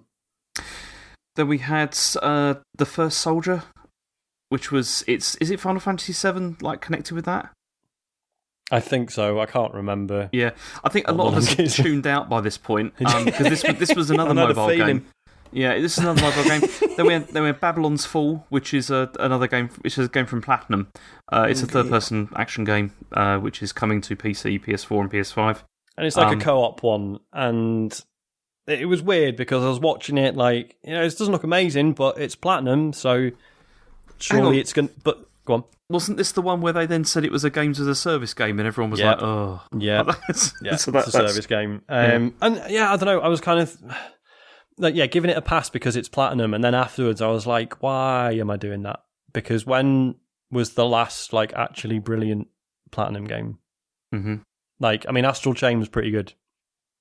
Nier Automata was really good, but not because of the combat and stuff. It was all about the story and the weird narrative stuff. And then basically you're going back to Bayonetta 2. Which was 2014. So at this point, I'm like, why am I still fuck yeah, Platinum? I don't know. It's the youth. You're clinging on to your youth. That's what it is. Then we had a brief sort of Life is Strange section where we got... cool. We got Life is Strange Remaster Collection. They just talked about that and how... that was introduced with quite a nice... it was like an anime, wasn't it? Sort of thing they showed of that, which looked quite nice. I mean, I'm not watching this. Well, sorry? I'm not watching this. No. What's the point? I'm playing it. I know, skip it. 100% skip this. Well, there was that, and then also just Life is Strange True Colours, they showed up a bit of that. I mean, the thing that was funny from that was they kept on saying that, the main character, you use her supernatural, empathic powers. And people pointing out that it's a superpower that she has empathy for other people. She can relate to other people's feelings. Whoa, which is a bit odd. But obviously, there's more to it than that. But it was the way they kept sort of saying it was no, this just sounds like a thing that any emotionally healthy person should try and do. Yeah, but I did watch that and I think there's hopefully more opportunity now for things to change because they kept saying use your powers. That in turn can make. Gives you more information about the person and you'll unlock more dialogue options as a result. So instantly I'm like, okay, well maybe there means more more branching paths, more opportunity for differentiation compared to what we did with. I can't believe you didn't tell me why. But you it did was, that. Although but it also was, felt creepy as well, didn't it? yeah, In I a was going to sense? say a little bit manipulative and weird. Like, oh yeah, I'll just dig into your head and retrieve. Oh, there's some of your past trauma that I can now use in conversation. Yeah. Don't know, but no, it still looks really good. Do we have a date for this? I don't think we do we? No, I think isn't it September or around that Is sort it? of time? Yeah, No, I think it Remastered's was out around that September, time. I think. Yeah, I I'm don't know pretty when sure we Dreamcast- did get like sort of a month. Yeah. So then, I was just going to say, sorry, I know it came out more recently, but I'm a bit pissed off that the Life is Strange Remastered collection does not include the Diaz boys. yeah, A bit pissed off about that. no We're just getting mention. completely mugged off now. yeah. Are we at least getting Before the Storm and Yeah, so it's Before the Storm and Life Farewell. is Strange 1, isn't it? does it collection. include Farewell? Oh, I don't know. It better, because that was one of the best things they did. Wait, which one's Farewell? I don't think I've played that. It was the bonus to Before the Storm. It was Oh, like shit, right, yeah, no, I never you played only that. got it if you bought the whole series as a whole. Ah. And it was just excellent. It was a Okay. really, really good episode. Cool. Then the last thing that we got from this was it's Square Enix and Team Ninja and Tecmo. They're doing it's Stranger of Paradise Final Fantasy Origin. Now I'm not going to talk Okay, about this right. extensively No. because I it am. was because it was quite funny because it looked awful, looked absolutely terrible. Then they released a demo of it, which then turned out to be broken and corrupted. Like if you downloaded it, it didn't work at all. And I mean, as everyone said, it looked like a PS3 game. It looked awful. Good. It Looked yeah, really it was bad. terrible. There was like a bit where he grabbed like a bat Yeah. and did like a finishing move on it where he went like, "Get out of my way!" It was Just the a kind little of fucking thing. bat. It was one. This was one of the games it had meme potential because Yep. it was so sounds- bad. You know, it was not good. Just a guy in like a Henley neck black t-shirt with a fucking massive sword just welded to his back, and I was just it could be good fun, but it just looked incredibly regressive, didn't it? It definitely, like the thing proper is, relic. in the last couple of weeks, they're like, there's going to be this Final Fantasy Origin game. It's like an action-orientated Final Fantasy. I'm like, okay, this sounds interesting. And I was halfway through this demo, and I'm like, oh, this is that one. Oh, this doesn't feel as exciting as I thought it would be. So we got to the end of this conference, and then it was like, okay, which one was worse, this one or Ubisoft? It's it was difficult to try and decide because neither of them were particularly interesting or good. But And little did we know what was yet to come. Then there's the PC gaming show, which I mean, I'll skim through. No, right, it was mostly pretty dull. There was the usual shit you would expect. There was like an ongoing, there was like a vote on which design of PC based on MechWarrior 5 you want them to build. Which sick rig do you want to vote for? and lots of adverts for GeForce Now. Which is really weird because it's like, oh, you've tuned into the PC gaming show. You really like PC stuff. Here's an app that means you don't need a PC anymore. Yeah. That's it. Also, I mean, they did show hardware as well, and I kind of nearly had a laughing fit at one point at one of the pieces of hardware. Yeah, James was almost I passed think that out. was just because I was really tired by that point, and you know when you start to just go a bit mad, I can't believe you turned up for this one, James. No, I was well up for it. I was really. No, the funny thing, David, right, is that James was like, yeah, we'll do PC gaming, really, really funny, really funny. And then Sean and I came on 20 past 10, 10 minutes before the show. We're like, where's James? We're like, has James fallen asleep? Because you're looking really fucking tired in the conference before. Like, Sean, we've been done. James could say, oh, sorry, boys, I fell asleep last night. And then you and I have to sit through it. But he did turn up. He did turn up in the end. That fucking glove.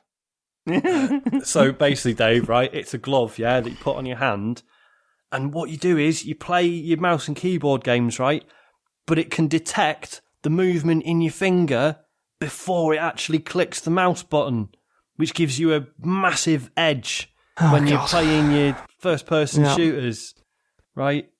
It's the Power Shit Glove. like that. It's Power Glove again. But there were some good games. You're going to get the Wizard too. So there was one called They Always Run, which was another sort of 2D action game, but it looked like a very cool sort of modern take on Flashback, but about 3 times the speed, right? So just sort of really interesting movement and shooting people. It basically looked like you're a sort of futuristic bounty hunter. Looked really cool. There was so the other Vampire the Masquerade game called Swan Song, so not Bloodlines 2, But this was like a third-person action-adventure game. So not even, because I know they've released so the other one we mentioned was like a multiplayer one.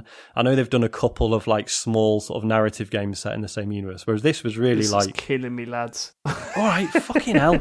I know This it's is mad, one of the isn't it? better ones, Dave. Yeah. This is You've got to remember, this is Sean, better than some of the ones we've already talked about tonight. You got to remember, Sean, that I'm waiting for Nintendo. That's all. It's not a slight on Dave. you. I'm not having a pop at you. I'm just waiting for Nintendo. Okay. All right. Dave, do you know how many pages we've got on the PC Gaming Show on our doc? Because it's about 15, I think. I'm skimming more of it than I originally was going to. So,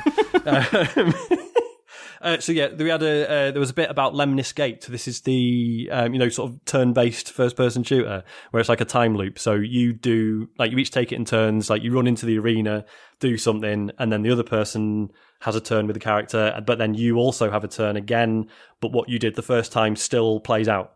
Right, and then it just keeps adding and adding and adding. You keep having turns, adding more people, and it looks really interesting. Definitely worth checking out.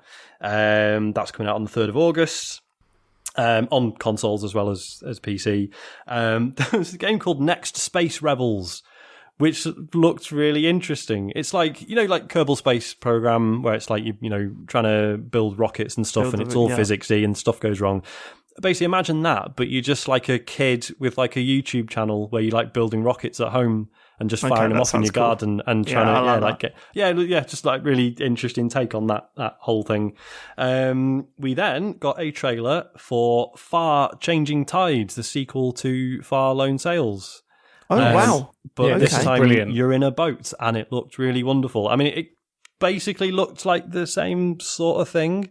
But yeah, just looked gorgeous. Amazing soundtrack. But that looks pretty cool. Yeah, if they get the atmosphere right, then that exactly. Exactly. It's And not it like looked anyone like else the has same atmosphere. done what that game did, So it's quite happy to just have another one. There's Lakeburg Legacies, which, like I said on the stream, as someone who likes card games and recently got well into Bridgerton over Christmas, is basically so it's like a sort of life sim stroke card game where you just like just like a high society dickhead, like just sort of navigating social life and trying to like marry a decent suitor and stuff, and it just looked quite amusing. That sounds all right, but throughout all of that, all I was thinking was Bridgerton. Bridgerton. Last few, we had Mecha Jammer, which was like an open world. Is it a robot game where they all dance? Or they've all got they've all got guitars and they don't play music for an hour. Just another cool, there was a lot of really good sort of 3D pixel arty stuff this year, and this was one of them. Just a really decent looking RPG with a cool art style. We then had The Wandering Village, which is like a city builder, but it's on the back of like a giant dinosaur, which looks really nice. And the big one for me, and we all sort of went quiet when this was on, was Citizen Sleeper. Yeah. Which is basically, so it's like a science James fiction. Farley's life, isn't it? Thanks, Dave. Thanks. That's all right, mate. So it's like a sci-fi sort of life sim where you are basically like an escaped replicant worker who's trying to survive on a space station in a body that is designed to expire. And it was just, I don't know, gameplay wise, it's all very sort of menu based, and it looks like it's every day you sort of pick what you're going to do that day, and you sort of managing your own sort of well-being as well as trying to progress the story. But it just, I don't know, something about the trailer, there's just something really wonderfully atmospheric about it. The soundtrack and the writing, there was bits of spoken dialogue.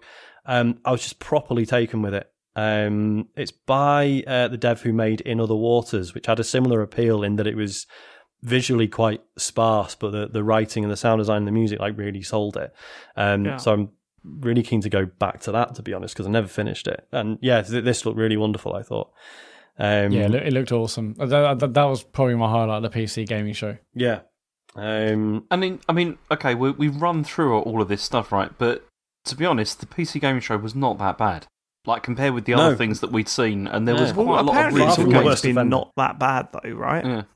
But this was definitely better than a lot of the ones we've always spoken about. That was the thing. Okay. Yeah, it was more of a high point, actually. I mean, as I said, I had very low expectations. I thought it'd be funny to watch it, but it turned out to actually be not bad. I was quite impressed. Apart from the terrible skits that they did during the whole thing. Yeah. Was there a skit about a conference call? No. It was all science fiction rubbish. It was terrible. It was set on a weird spaceship. So then, before we had Nintendo, we had Capcom. And this one I'm going to keep really. Can I do this? Is that all right? Yeah, please. Go for a speedrun record. Because this one is virtually not worth talking about, largely because all it was stuff that's already out, and only not completely already out, but it was all things like DLC for Resident Evil, also for Monster Hunter as well. Although we did find out that Matt really hates the word monsters, which was quite good. I get that. I get that, Matt. He was said so often, monsters. Many times. And there was that, and then there was the Great Ace Attorney Chronicles, so then we got a bit of a look at that, which obviously I was pleased about that. Well, no, not just a bit. That went on for a long old time. It did, yeah. I mean, the whole thing. Footage. The whole thing was quite. It wasn't. I wouldn't say it was excessively. Matt, did you have to mute the screen during that? Mute the stream during that? Oh, shut up. I mean, I wanted to. It went on for so long. I was like, this is surely ruining it for everyone. It was literally telling us how to solve cases. I was like, There was that to it. It was it did spoil stuff, which was a bit annoying. But then that was it. It was just we were kind of expecting, they're going to announce something new. Nothing new. It was all stuff we already knew about. But again, we should say the Resident Evil Village DLC bit was literally like just some fucking text on the screen. Yeah, saying due to popular demand, we will be doing more DLC for Resident Evil Village. Okay. It's like we weren't planning to do this, but now we decided to. Like we've now we didn't started think anyone development. was going to like the game, but apparently you do. So this was yet another conference where I'm like, okay, just because you can doesn't mean you should. You should. Absolutely not needed at all. None of this was new or exciting. If you desperately would need to have some trailers, put them on YouTube. You don't need to tell me you're doing a DLC for Resident Evil Village. We know that. Yeah. The rest of the games are being announced or shown already. It was just totally and utterly pointless. They're like, we should do a conference. Everyone else is doing a conference. Let's do one. No. And that's what it was like just for all of these third parties. You're just thinking, look, just get together and just put some trailers together, all of you, and then just release it as a third party thing. Put it in Summer Games Fest. That would be fine. You didn't need to do this. There was no need at all. Yeah. But boring. And then we had Nintendo. Okay. Right, before we get into this, Can I go for a Wii before we start Nintendo? Okay, it feels like a big one. Yeah. Okay. All right. Cheers. Also, oh my God, I've never been this hot.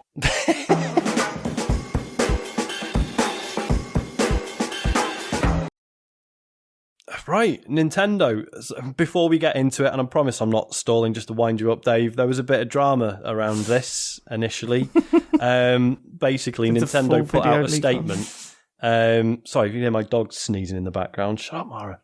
She's been fucking weird all weekend. The weekend we've been doing loads of streams and podcasts and stuff, and she's been a fucking nightmare. Anyway, Nintendo put out a thing basically saying, don't you dare fucking co-stream our conference. Basically saying you can stream your reactions to it, but you can't feature the original content.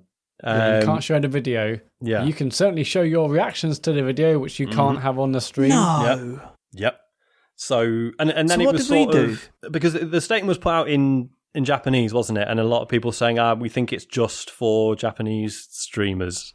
But then, and we were sort of umming and ahhing about whether or not to stream it. I mean, I couldn't make it anyway. And I think, Matt, you had a meeting, so it was sort of looking dicey anyway. But then, and then basically the Twitch gaming Twitter account was just like, we're not showing it. And that's it. Yeah, I mean, basically lots of people saying, because I think the original tweet came from Nintendo Japan, and then there was people translated the tweet and saying, "Oh no, it might be just for Japanese in Japanese region." And other people were like, "Well, the American or European one hasn't retweeted it." But the fact that even the official Twitch gaming Twitch channel wasn't rebroadcasting it, to me says, I'm sure we wouldn't get in trouble, but it's not worth the risk. It was awkward as well kind of because Sean, you couldn't do it anyway, and then Matt was called into a meeting to do it. So I was like, "Well, okay, I'll still do it." But then, right up to the last minute, I was like, "Am I doing this or not? Is this going to happen?" And we were Matt says, did we stream it? No. No. Because it was kind of like Matt says, like we probably would have got away with it. I don't think we're big enough to get a cease and desist from Nintendo. Well, no, because the moment you see, they'll be searching it, wouldn't they? Well, just yeah, Nintendo okay, stream. It would have it was just a bit like YouTube or whatever. We wouldn't be able to archive it. But it was just like a bit like, well, fuck off then. I don't want to stream your poxy. Okay, right. It was never really clarified. But even also, yesterday, I saw some tweets saying, "Hey, so what happened with that Nintendo thing?" And people were like, "Don't know." See, and also, as soon as this had happened, there was all suspicion that everyone was like, "Oh, it's going to be really shit." Like, Well, this is it, isn't it? They just don't want any reaction. So I'm thinking this is either a lie, or it was a really shit conference that they didn't want people dicking on. So what's happened since? Well, nothing as far as we're aware. No one's been. So no one's put up any reaction videos to their conference. I don't know. No, loads of people have. Okay. But I'm sure there's not in trouble. Yeah, I'm not. I mean, even on our timeline, people are like, we're doing the talks over, we're doing whatever they're reacting to it, but we didn't, Okay. So it starts. So it's really obviously like a CGI trailer. It's in a sort of cartoony sort of forest, and fucking Rayman walks out, and obviously we're sort of thinking, is this Smash Brothers or is this like it's probably time? Please be Smash Brothers. Probably time for another Rayman, right? It's been a while. Yeah, it's Smash Brothers. It's fucking Smash Brothers. And then right. Okay, part of me is going. I've got something to say about this. Because could I just say I predicted this right as the opener. So part of me is thinking this is a lie. Because I think what you've done is gone through some of my predictions and dropped them in there, so you think that I'd believe them. No, Dave. I'm right. Basically, it was Smash Brothers, but I'm being serious here, right? This I really think this basically fucks up our predictions in future years because we know now the last. I mean, how many years now is this? Like they're always going to start with a trailer. It looks what is this a new game? No, it's always Crash. It's always a Smash Brothers site. It's like. Weird. That's weird of you to say that, Matt. Because when I predicted it last week, you went, "No way are they starting with Smash Brothers." I said that, but now there's been 2 in a row. So now there's been like 4 in a row, hasn't there? I think there's fucking loads. Whatever. And it's like you say, it just means the point that of predictions next year. Yeah, just whatever they start with, you're just going to sit there like, well, fuck off. It's just going to be a Smash character. So there's more because am I alone? I mean, no, there's more. I mean, how do you feel about Rayman though, like in general? Well, I mean. Well, I don't know. I mean, I'm not over the moon. Would you buy Rayman amiibos so that you could unlock different costumes in Smash Bros? No. Oh, yeah, okay. Well, sure they're hoping people will. James. Because that's a thing. Okay. But yeah. How do they do the hands? Sorry. Am amiibos? I alone in thinking that this is how they're going to start for Raiders and what's the point of predicting next year? No, because they'll run out of I think this is the last pack, isn't it? I've no idea. Yeah, I think it's the last pack. James, is it? Have you seen the amiibo? What for? I mean, for the Rayman amiibo. Well, yeah. Right. Everyone, be quiet. How do they do the hands? They're on like a spike thing. Yeah, like it's got translucent. Yeah, on a spike. Yeah, it doesn't look great. To be honest, I said everyone shut up, but sorry. You answered the question. Right. Okay, all right, okay. They're on a spike thing. Okay, that's the So Smash Brothers chat in general, like here's his move set, and then there's the stuff about the amiibo, and then it went to there's like a just intro chat with Yoshiaki Koizumi and Doug Bowser doing the whole. Thanks for tuning in. Hope you like the games. Pretty standard stuff. Something we should talk about before we move on is that before I went offline, there was heavy rumours that the new Switch was going to be announced on the Friday. Yeah. So I'm assuming it hadn't been by this point. No, it hadn't. No. No, by that point. What? No. And they also said that this was going to be software only, but they've lied every time they've spoken about their E3 show. So was there heavy rumours that they were going to show the new Switch. Don't anticipate it, David. I think we No, should. I'm not. we'll I'm keep asking going. you if there was heavy rumours before the E3 show that they were going to show the Switch. Were you expecting them to show the new Switch? No. Why not? No. I personally wasn't, mostly because okay, so do you remember the what's called the tweet that they put out for it, and it said like we're going to be showing exclusively Switch software. Yes. And that was kind of why I was thinking, they're not going to do it. They're not why gonna would show that make you think no? Because do you remember a year ago they said, "Oh, it's only this year's worth of games," and they opened with one that was a year later, and the year before that they promised something. They went against that. There was other news stories as well that came out over the week about how they were going to show it, but you're not going to believe this. But this is what she said was that apparently Nintendo decided not to show it because they didn't want to give credence to the leakers like before, so they wanted to make a point or whatever. I've heard this from capital Suspicious. S sources. Basically, they just wanted to discredit all the people who've been saying it was going to be. We all know who those sources are. No, it's the good one, not the it was one going you're to come out. All right, okay. It's a good source, not a shit source. Sorry, when you said capital S, I just assumed right. Okay, Oh, go see, on. no.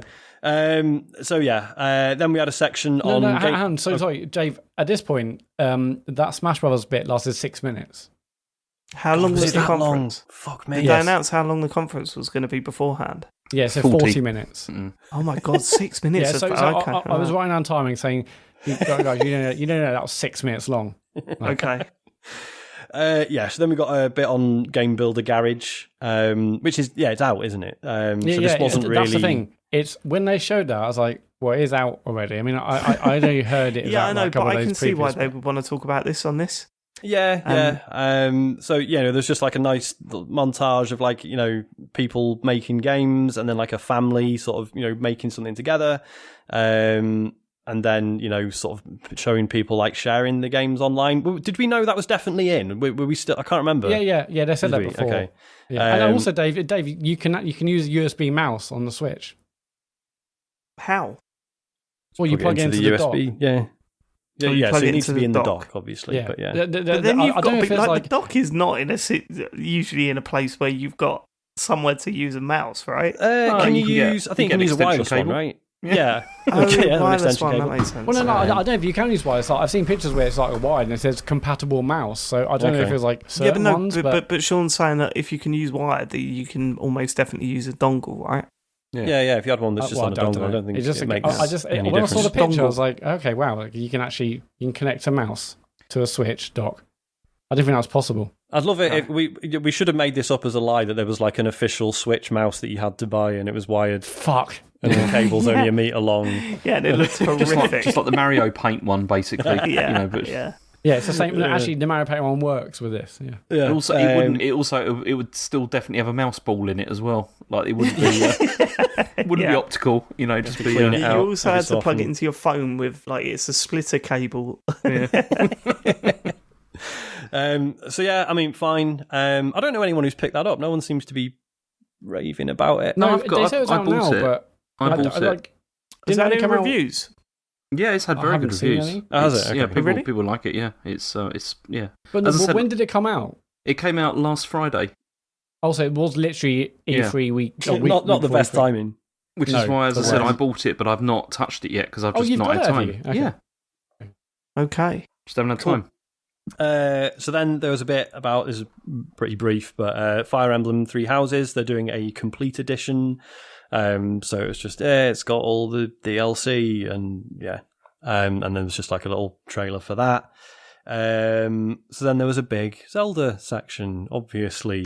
So there was, some stuff about the 35th anniversary.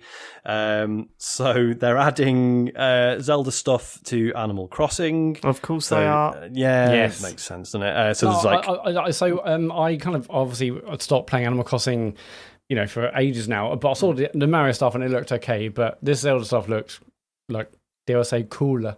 Do you think? I mean, so Yeah, obviously there's... Did it involve a new building? That's the No. question. No, It did No, not. of course It's not, just David. That would be stupid. fucking items. That's it. It's there was like costumes and stuff like that. Oh yeah, no, sorry, Dave. Yeah, no, there is a new building. It's a shrine. It's just in the middle of every island. All right, there you go. there's no. But basically you get like the ocarina and hookshot and cool outfits and stuff. But I mean, well, none of them are like functional. Though, yeah, are they? you can't do No, it. no, of course not. No, you don't actually get a hookshot across the map. Sadly, it does fit with the aesthetic though of Animal Crossing, if you know what I mean. Oh, fuck off! They're taking the fucking piss with that game, James. Be more angry about it. Yeah. So yeah, there's a trailer for that. And then they announced Hyrule Mystery Dungeon. So this is a Zelda mobile game, which is, I don't know if you know the Pokemon Mystery Dungeon ones, Dave. No. So James was thrilled, as you can probably imagine. They are basically roguelikes. It's like dungeon crawling roguelike. So you have like a party of characters. So obviously in the Pokemon one, you'd have like a bunch of Pokemon, whereas this is, different Zelda characters. And yeah, so you're going around dungeons, battering enemies, stuff like that. And it's all sort of dynamically generated. And then you sort of, there's like certain levels where you like set up camp, and then you make like cook food to increase your stats or to heal or whatever. And I mean, it looked fine. So did any? I mean, I know David because he just didn't know the game, but did any of us play that Pokemon Mystery Dungeon? Because I remember seeing a trailer and not being into Pokemon, I just didn't really give it a go. But are they meant to be good games?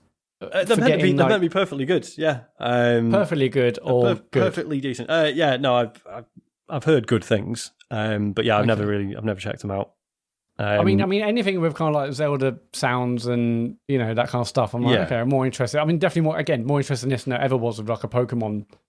Yeah, version. I mean, and this is certainly like the format of the game is an easier fit with Zelda than it ever was with Pokemon. Really, yeah, it makes way more sense. So yeah, but it's did they say if it was free to play or not? I can't remember. It is free to play. It is free to play. Of course it is. Yeah, it makes sense. James is loving it. He's a huge fan. How angry with you were you at that point, James? I was annoyed that they're wasting time with this stuff. That's what annoyed but James, me. It's different. I mean, I don't know. I think it's different because Zelda. I don't know. It's a bit more of a soft spot. Well, I think it's. I mean, I thought it looked pretty good, but then I can see, James's frustration that like that almost makes it more annoying because if it looks pretty good but still going to be bogged down with microtransaction stuff, that's more of a shame than if it was just shit, right? You're just thinking this is the 35th anniversary of Zelda. We could have had a bit more than this. Like that was the thing. Hello, James. There's stuff in Animal Crossing. Yeah. Okay. No, not enough for you. Okay. Go on. I mean, yeah, and also, so there's going to be Link and Zelda outfits for Fall Guys out today, which was quite cool. out today on Switch. Yeah. Still, strangely, still nothing for Xbox. No announcement. Yeah, like that was weird. Why? Very odd. Huh? But yeah, why? What's happened there? Because wasn't there like news 2 or 3 weeks ago about like, was it crossplay or something? I'm sure there's something about a delay or. I don't remember. I mean, wait, and that's not going to be free. You have to pay for it as well, right? Pay for what? Sorry. Fall Guys. Yeah. But I'm saying, I'm sure there's news a few weeks ago about am I remembering like a delay or crossplay thing? I don't know. There was the thing about the source code getting leaked. So I think we assumed that was going to delay basically everything Fall Guys related. But yeah, anyway. It's not. Zelda. So yeah, so that was pretty good. Obviously at this point we were like, well, they've not mentioned Breath of the Wild 2, but they might yet. Oh yeah, shit. Okay. So that was like the end of that Zelda James. section. James. And James. So then there's just go on. Sorry. You all right? Yeah, I'm just fine. No mention of Breath of the Wild 2 so far. What do you think of that? Not yet. We'll just wait. See what happens. Don't anticipate it, Dave. No, but I can usually gauge by your voice whether there's a lie going on or not. So okay. James, what were you thinking? About what? About the conference so far. What were your general... What were you all thinking?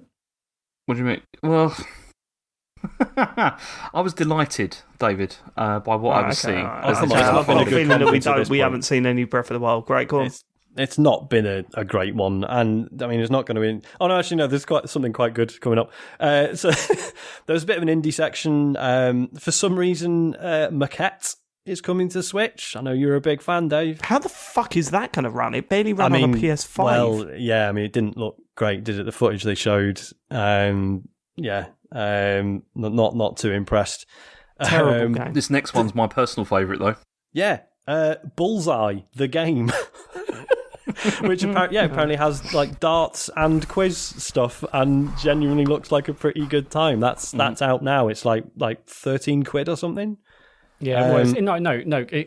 How much one is like £12.46 or something? Sorry, random. £12.46. Genuinely, actually, quite tempted to try that. I'm thinking Gotti. Why not? Fuck it. Okay. The next one was weird. I'm saying okay there because my senses are going right. Let me just tell you now. I've written down everything that I think is a potential lie. Do you want to know how many items do you think I've got down in front of me? Is this from the whole thing? Yeah. I mean, the Sea of Thieves stuff, Bullseye the game. They're surely there on the list, right? I've got 10 items written down. 10? 10?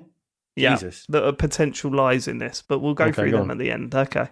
It was a weird E3, Dave. It was very, very weird. Okay, not that weird. Good. What did you say? I don't know. I've had a few beers. Not mad weird.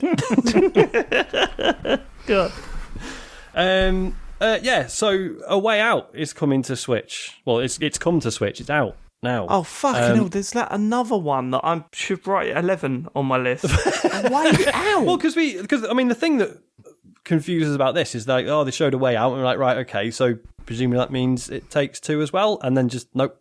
Yeah, but you've not played It Takes Two. There's no way they're getting that to run on a fucking Switch. Yeah, I will say, like, even this looked rough. I mean, obviously, James and I played it a while ago. But it didn't look great. It still looked like a 360 game anyway, like when it came out. So it's fine. But this looked worse than I remember a 360 game looking. But it's been a while. But I mean, and obviously, obviously, It Takes Two. You're sort of thinking, well, it wouldn't run. But obviously, at this point, we're still thinking, but maybe we'll see the new hardware. Maybe that's what this is leading towards. But seriously, It Takes Two would. I mean, imagine like that's the first game that I've played that I thought, this feels proper next gen, right? Okay. Because it's stunning, that game visually.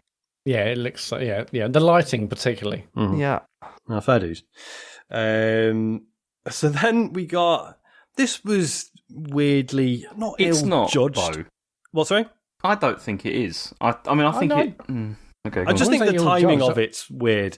So basically, this is Ring Fit Plus, right? But it kind of opened with this, like a bit of a sort of COVID montage.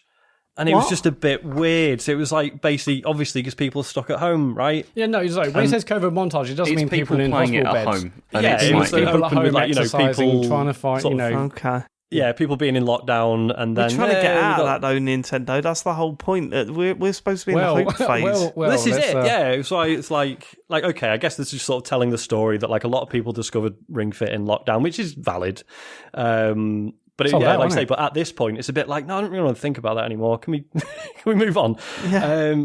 Are we leaving lockdown now, Nintendo? Like, well done, get us out. No, but it's also now leaving the homes. But as I said, it sold really well. I mean, I bought it when it was going on, and I think a lot of people did, and I think you had it Here ages ago. at Nintendo, we like to remind you that we're in this forever. You bought it when it was going on. You're not going to buy the new one when it's not going on. I know, but stuff takes a while to develop, doesn't it? It's like they can't just slip it out. out. Fucking late. Did it just like come up with like big letters on the screen and stuff, and one of those words was variant ? So there's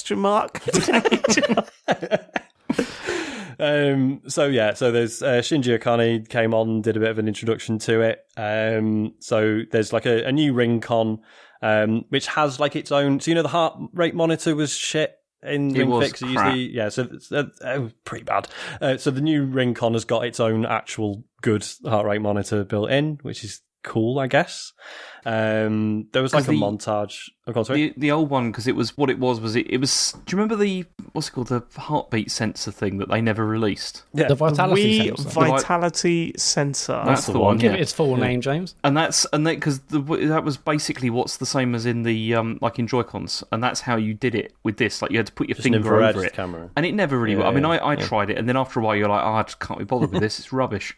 So that whole presentation as well. Going back to that, when they announced the Wii Vitality sensor, it was so weird because not only did it not come out and stuff, they showed no practical use for it whatsoever. They were kind of like, we could sort of do this if you want. Anyway, didn't they say something about that was when the Wii was still doing very well, wasn't it? I think, and it was like that was when they were kind of high on their own, sort of like we can do anything. No, actually, I think that was towards the end.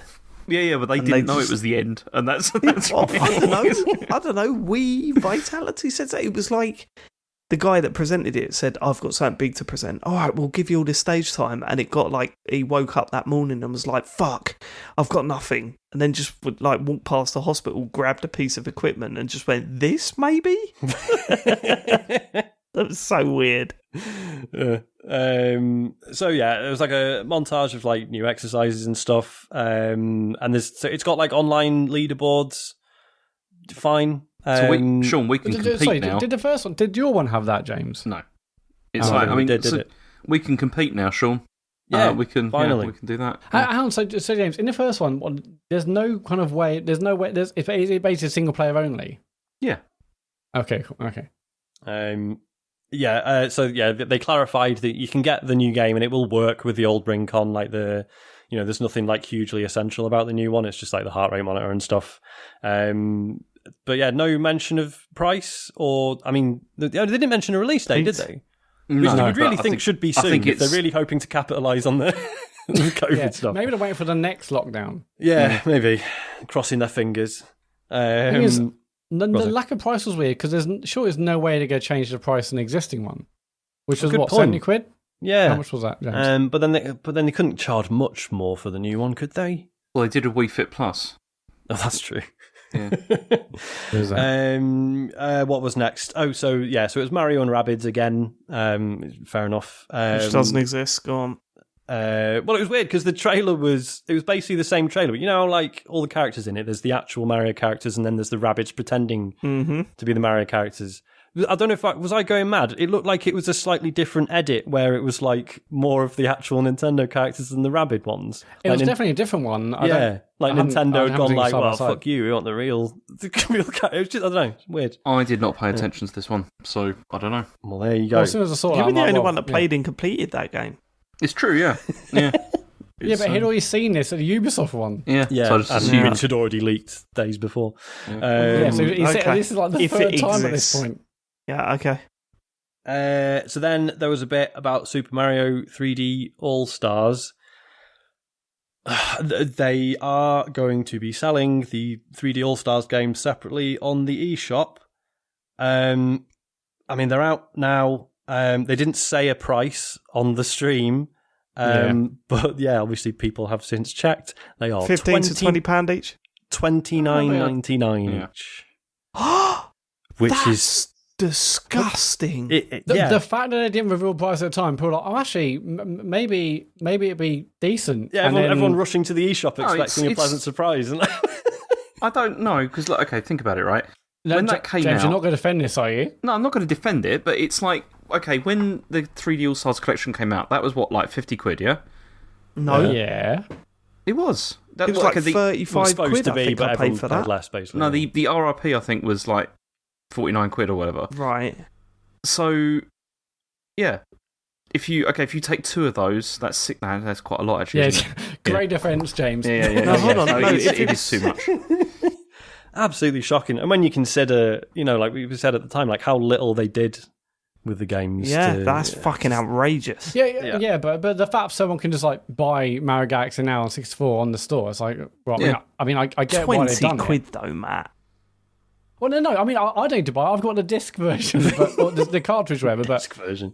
I can see why they've done it. But it's I can see why they've done it because they want to take the fucking piss. But I'm not even shocked anymore. I thought, wow, that's a lot of money. But I'm kind of beyond. Oh wow, Nintendo doing something random, are they, for charging loads of money? I'm just. After they released those, I wasn't NES... offended because I'm just like, what? Of course they're going to do that. I'm surprised they're only 30 quid. After they released those Detective Stories ones for 50 quid, it's it's not surprised, is it?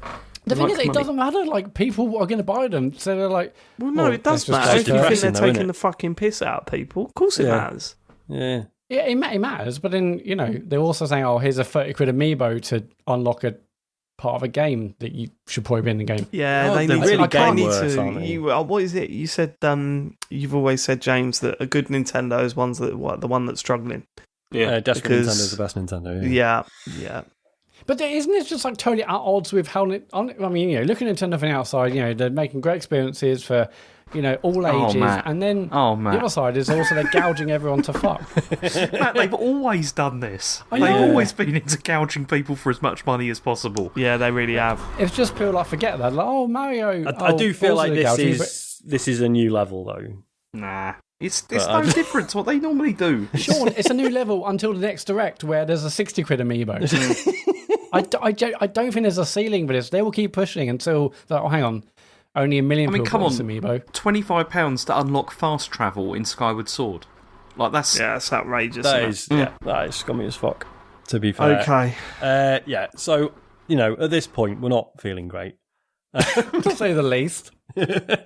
And then Aonuma comes back on, and he's basically doing the whole we know you're really excited for more information about the new Zelda game, and he's like, please enjoy this new trailer. Okay, all right. And I mean, holy fuck. I was really surprised by this. So, I mean, obviously, that's the last trailer we got for Breath of the Wild 2, which it's not officially called, they confirmed. Yeah, there's no title. There's no title. Basically, there is a title, but apparently it's basically a spoiler. So they're not giving it a title.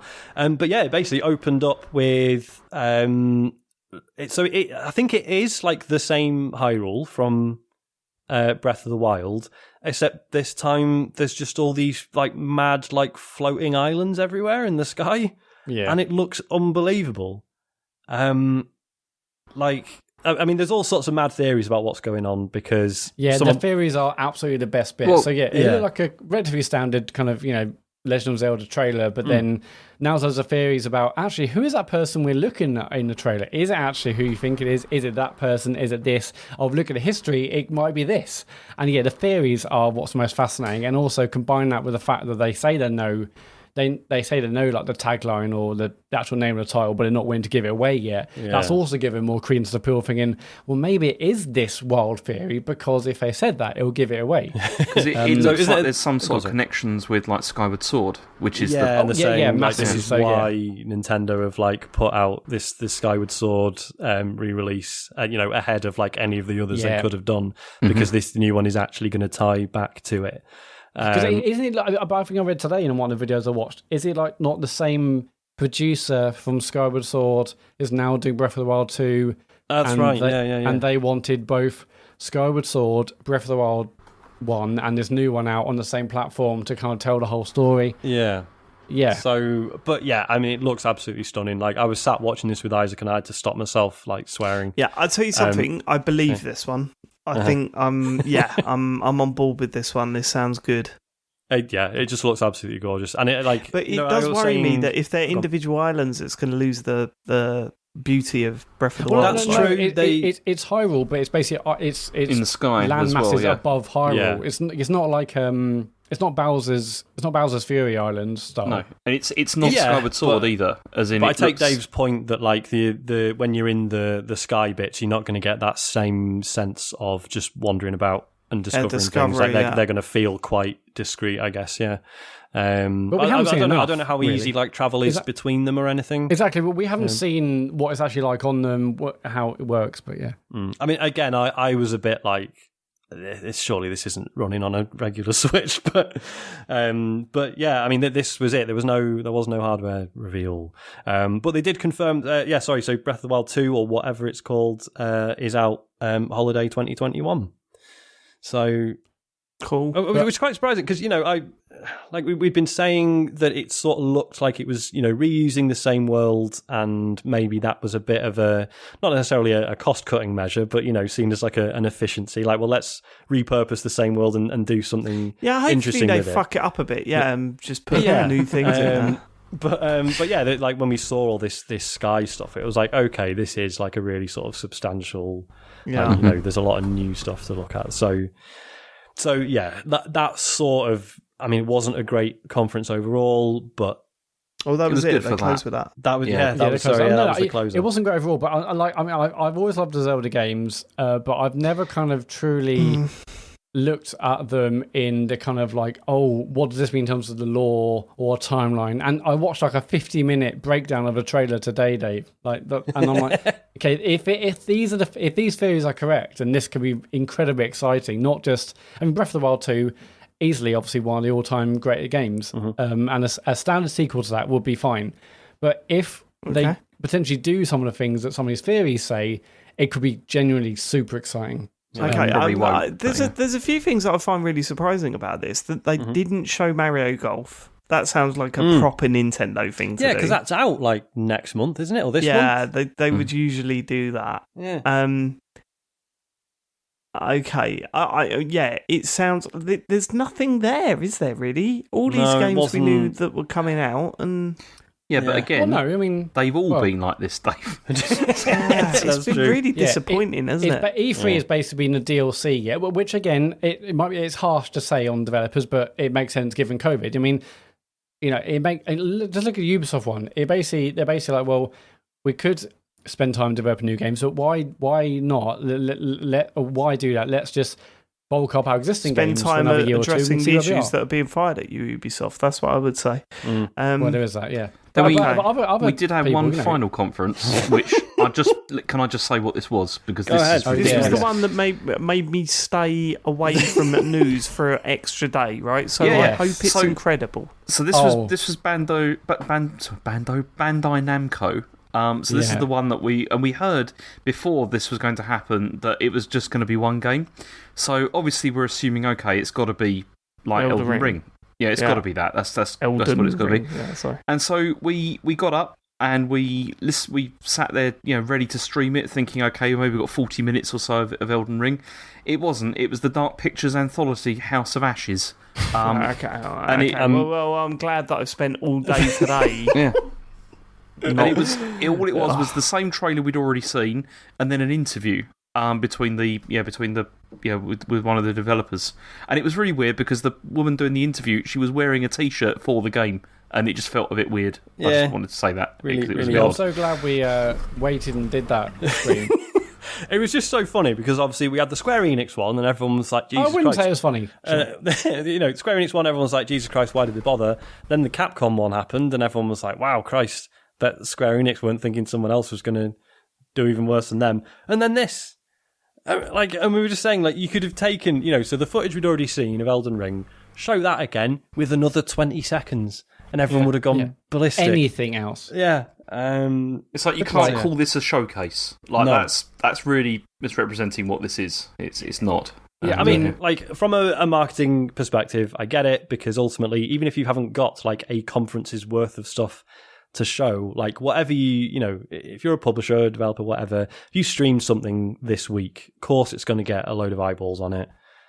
But I don't know, is it worth the backlash? I don't know. Half these conferences were pointless. Bandai Namco wasn't needed. Capcom wasn't needed. PC Gaming Show, whatever. Yeah, that's fine. Square Enix absolutely wasn't needed. And then Koch Media. It's like, yeah.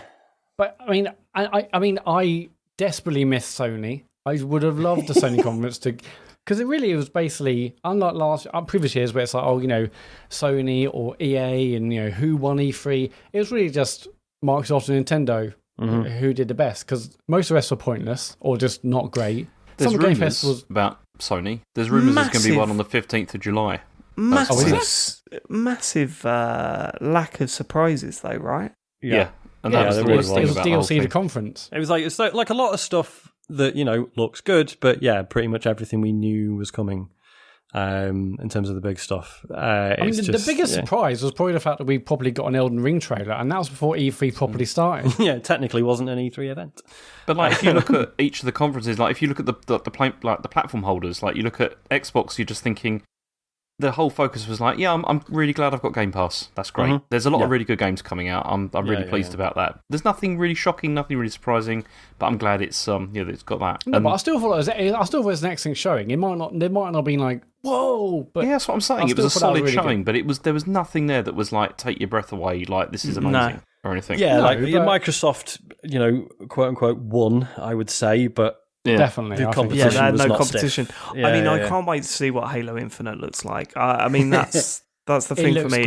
That's why I was really disappointed by hearing your thoughts. There's a number of games that I'm kind of looking forward to, but it really does sound like I didn't miss a good one. So not particularly. It was a good year to skip, I think. Considering that some of these might be lies as well, makes me really worried about how shit E3 was. Do you want to call out? Yeah, go on then. So here's the list that I've written down, right? Mm-hmm. And I'm going to cut this down because it's not fun to just name 10, 15 things and say that's a lie. Right, so I've got Ecuador football game, Mario Rabbids, Indiana Jones, Race to the End Game, Sea of Thieves / Pirates of the Caribbean, Forza Horizon 5, Nintendo not allowing the stream to be reshown. Rayman Smash, no Switch HD, because Fall Guys on Switch and Bullseye the game, right? So Fall Guys has already been announced to Switch. What's the thing there? Well, it was supposed to be later in the year. They announced that they were delaying it. No, they said summer. No, they didn't. After that, they said it would be later than that. So, I thought that was just sort of crossplay stuff. Should we tell him how many he's got right? Well, I was going to say, so off no, okay, absolutely don't do that, because I need to narrow it down. I can't do a scattered shot approach. I wouldn't be happy with that, right? Okay, all right, go on. So I'm going to say Ecuador football game. No, sorry, before you do, how many was on that list you just read out? Like 1, 8 or something? 2, 3, 4, 5, 6, 7, 8, 9, 10. Okay. It's going to whittle it down. That's fine. Go on. Absolutely mental. So I'm taking out Ecuador football game. I'm taking out Indiana Jones Race to the End Game. I'm taking out Rayman Smash. I think. Bullseye the game I'm taking out. I reckon that exists. It's one of those is like, how funny would it be if we could convince him that there was a Bullseye game coming to Switch, right? Yeah. So that's a maybe. Exactly. But I'm going to take it out just to whittle this list down. No Switch HD, I'm going to take out. Okay? I'm going to take that out. I'm going to also take out, although I think this might be a lie, Nintendo not allowing the restream. So I'm going to cut it down. I think Mario and Rabbids was a lie. New Mario and Rabbids, because that was based on what we said. I'm going to say Sea of Thieves, Pirates of the Caribbean is a lie. And against my better judgment, I'm going to say Forza Horizon 5 was shown, but Fall Guys available now on the Switch was a lie. I've whittled it down to 3 lies. I think that's okay, isn't it? Yeah, I guess so. Yeah. And I guess we'll leave it that. No, should we? Do we want to reveal it on the next one? Reveal it on the next one, I think. Because we were talking about this. We couldn't remember how we decided it was. Yeah, because if you remember, infamously, after the first one of these we done, I went mental saying you should reveal it on the show, show. But I have since corrected my opinion on that. And I think we should leave it hanging, because some people don't know either, do they? Yeah.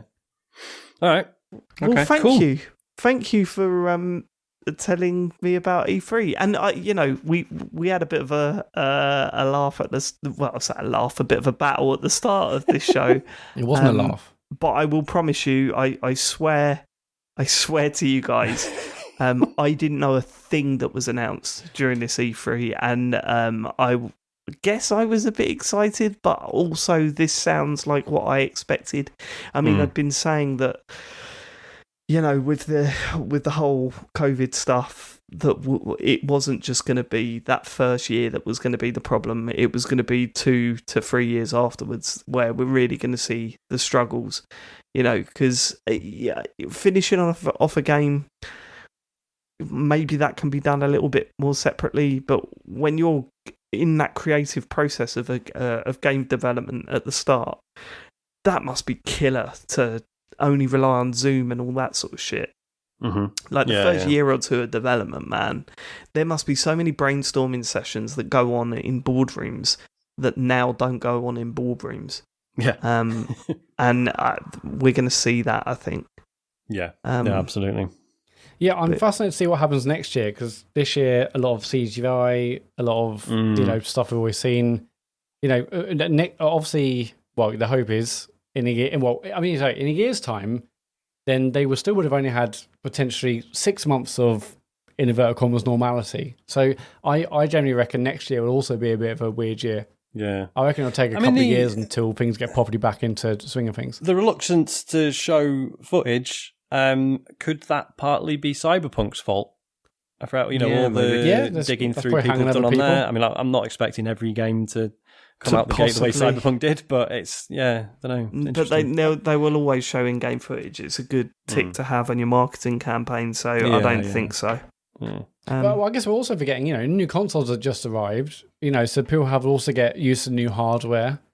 So but I generally reckon next year we'll kind of have like a bit of a hangover from this year. It won't be like, okay, next year COVID's over, bang. Like I reckon it'll be a couple of years until we properly get maybe back into the swing of. I also think this generation's going to last a lot longer than previous generations. Because it won't. Do you reckon though? Like, you know what? I'm already, all these conversations about performance mode. Do you want ray tracing or not? I'm like, fucking hell! I've just bought his consoles and there's already compromises.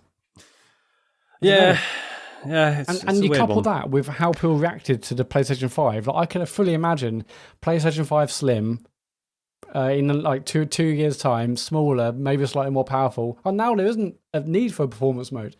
I don't know.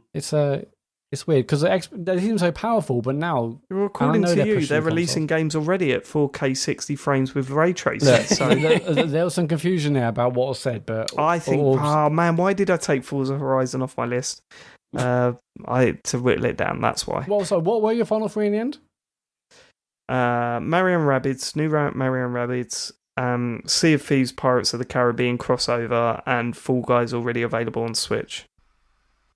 I should have gone with Rayman Smash. There's a lot of these, I think, sound like lies. So, okay. Well, thank you so much for... Oh, it's not me, is it? Go on, Sean. You close the show off. Well, Matt, do you want to do the socials? I don't think there are any socials. I mean, right. I guess well, you don't can... then.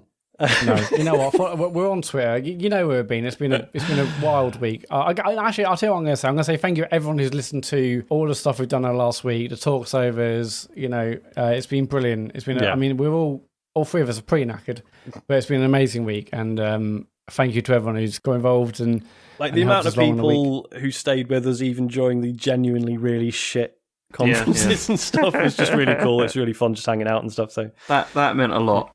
Yeah, the amount of people who said, that was terrible, but it was kind of, you guys kept it going. So, it's really nice. Even when it was a disaster, like on the first night when my internet fell over. But no, thank you everyone who's liked stuff we've done or watched it with us, and it's been brilliant. So thank you.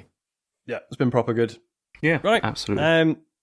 On that note, thanks for letting us be natural, and Dave, thanks for sort of staying off the internet within reason. Catch you next week. Thanks for avoiding all E3 news, which was the agreed rule. Goodbye, everybody. I love you. Goodbye. Bye.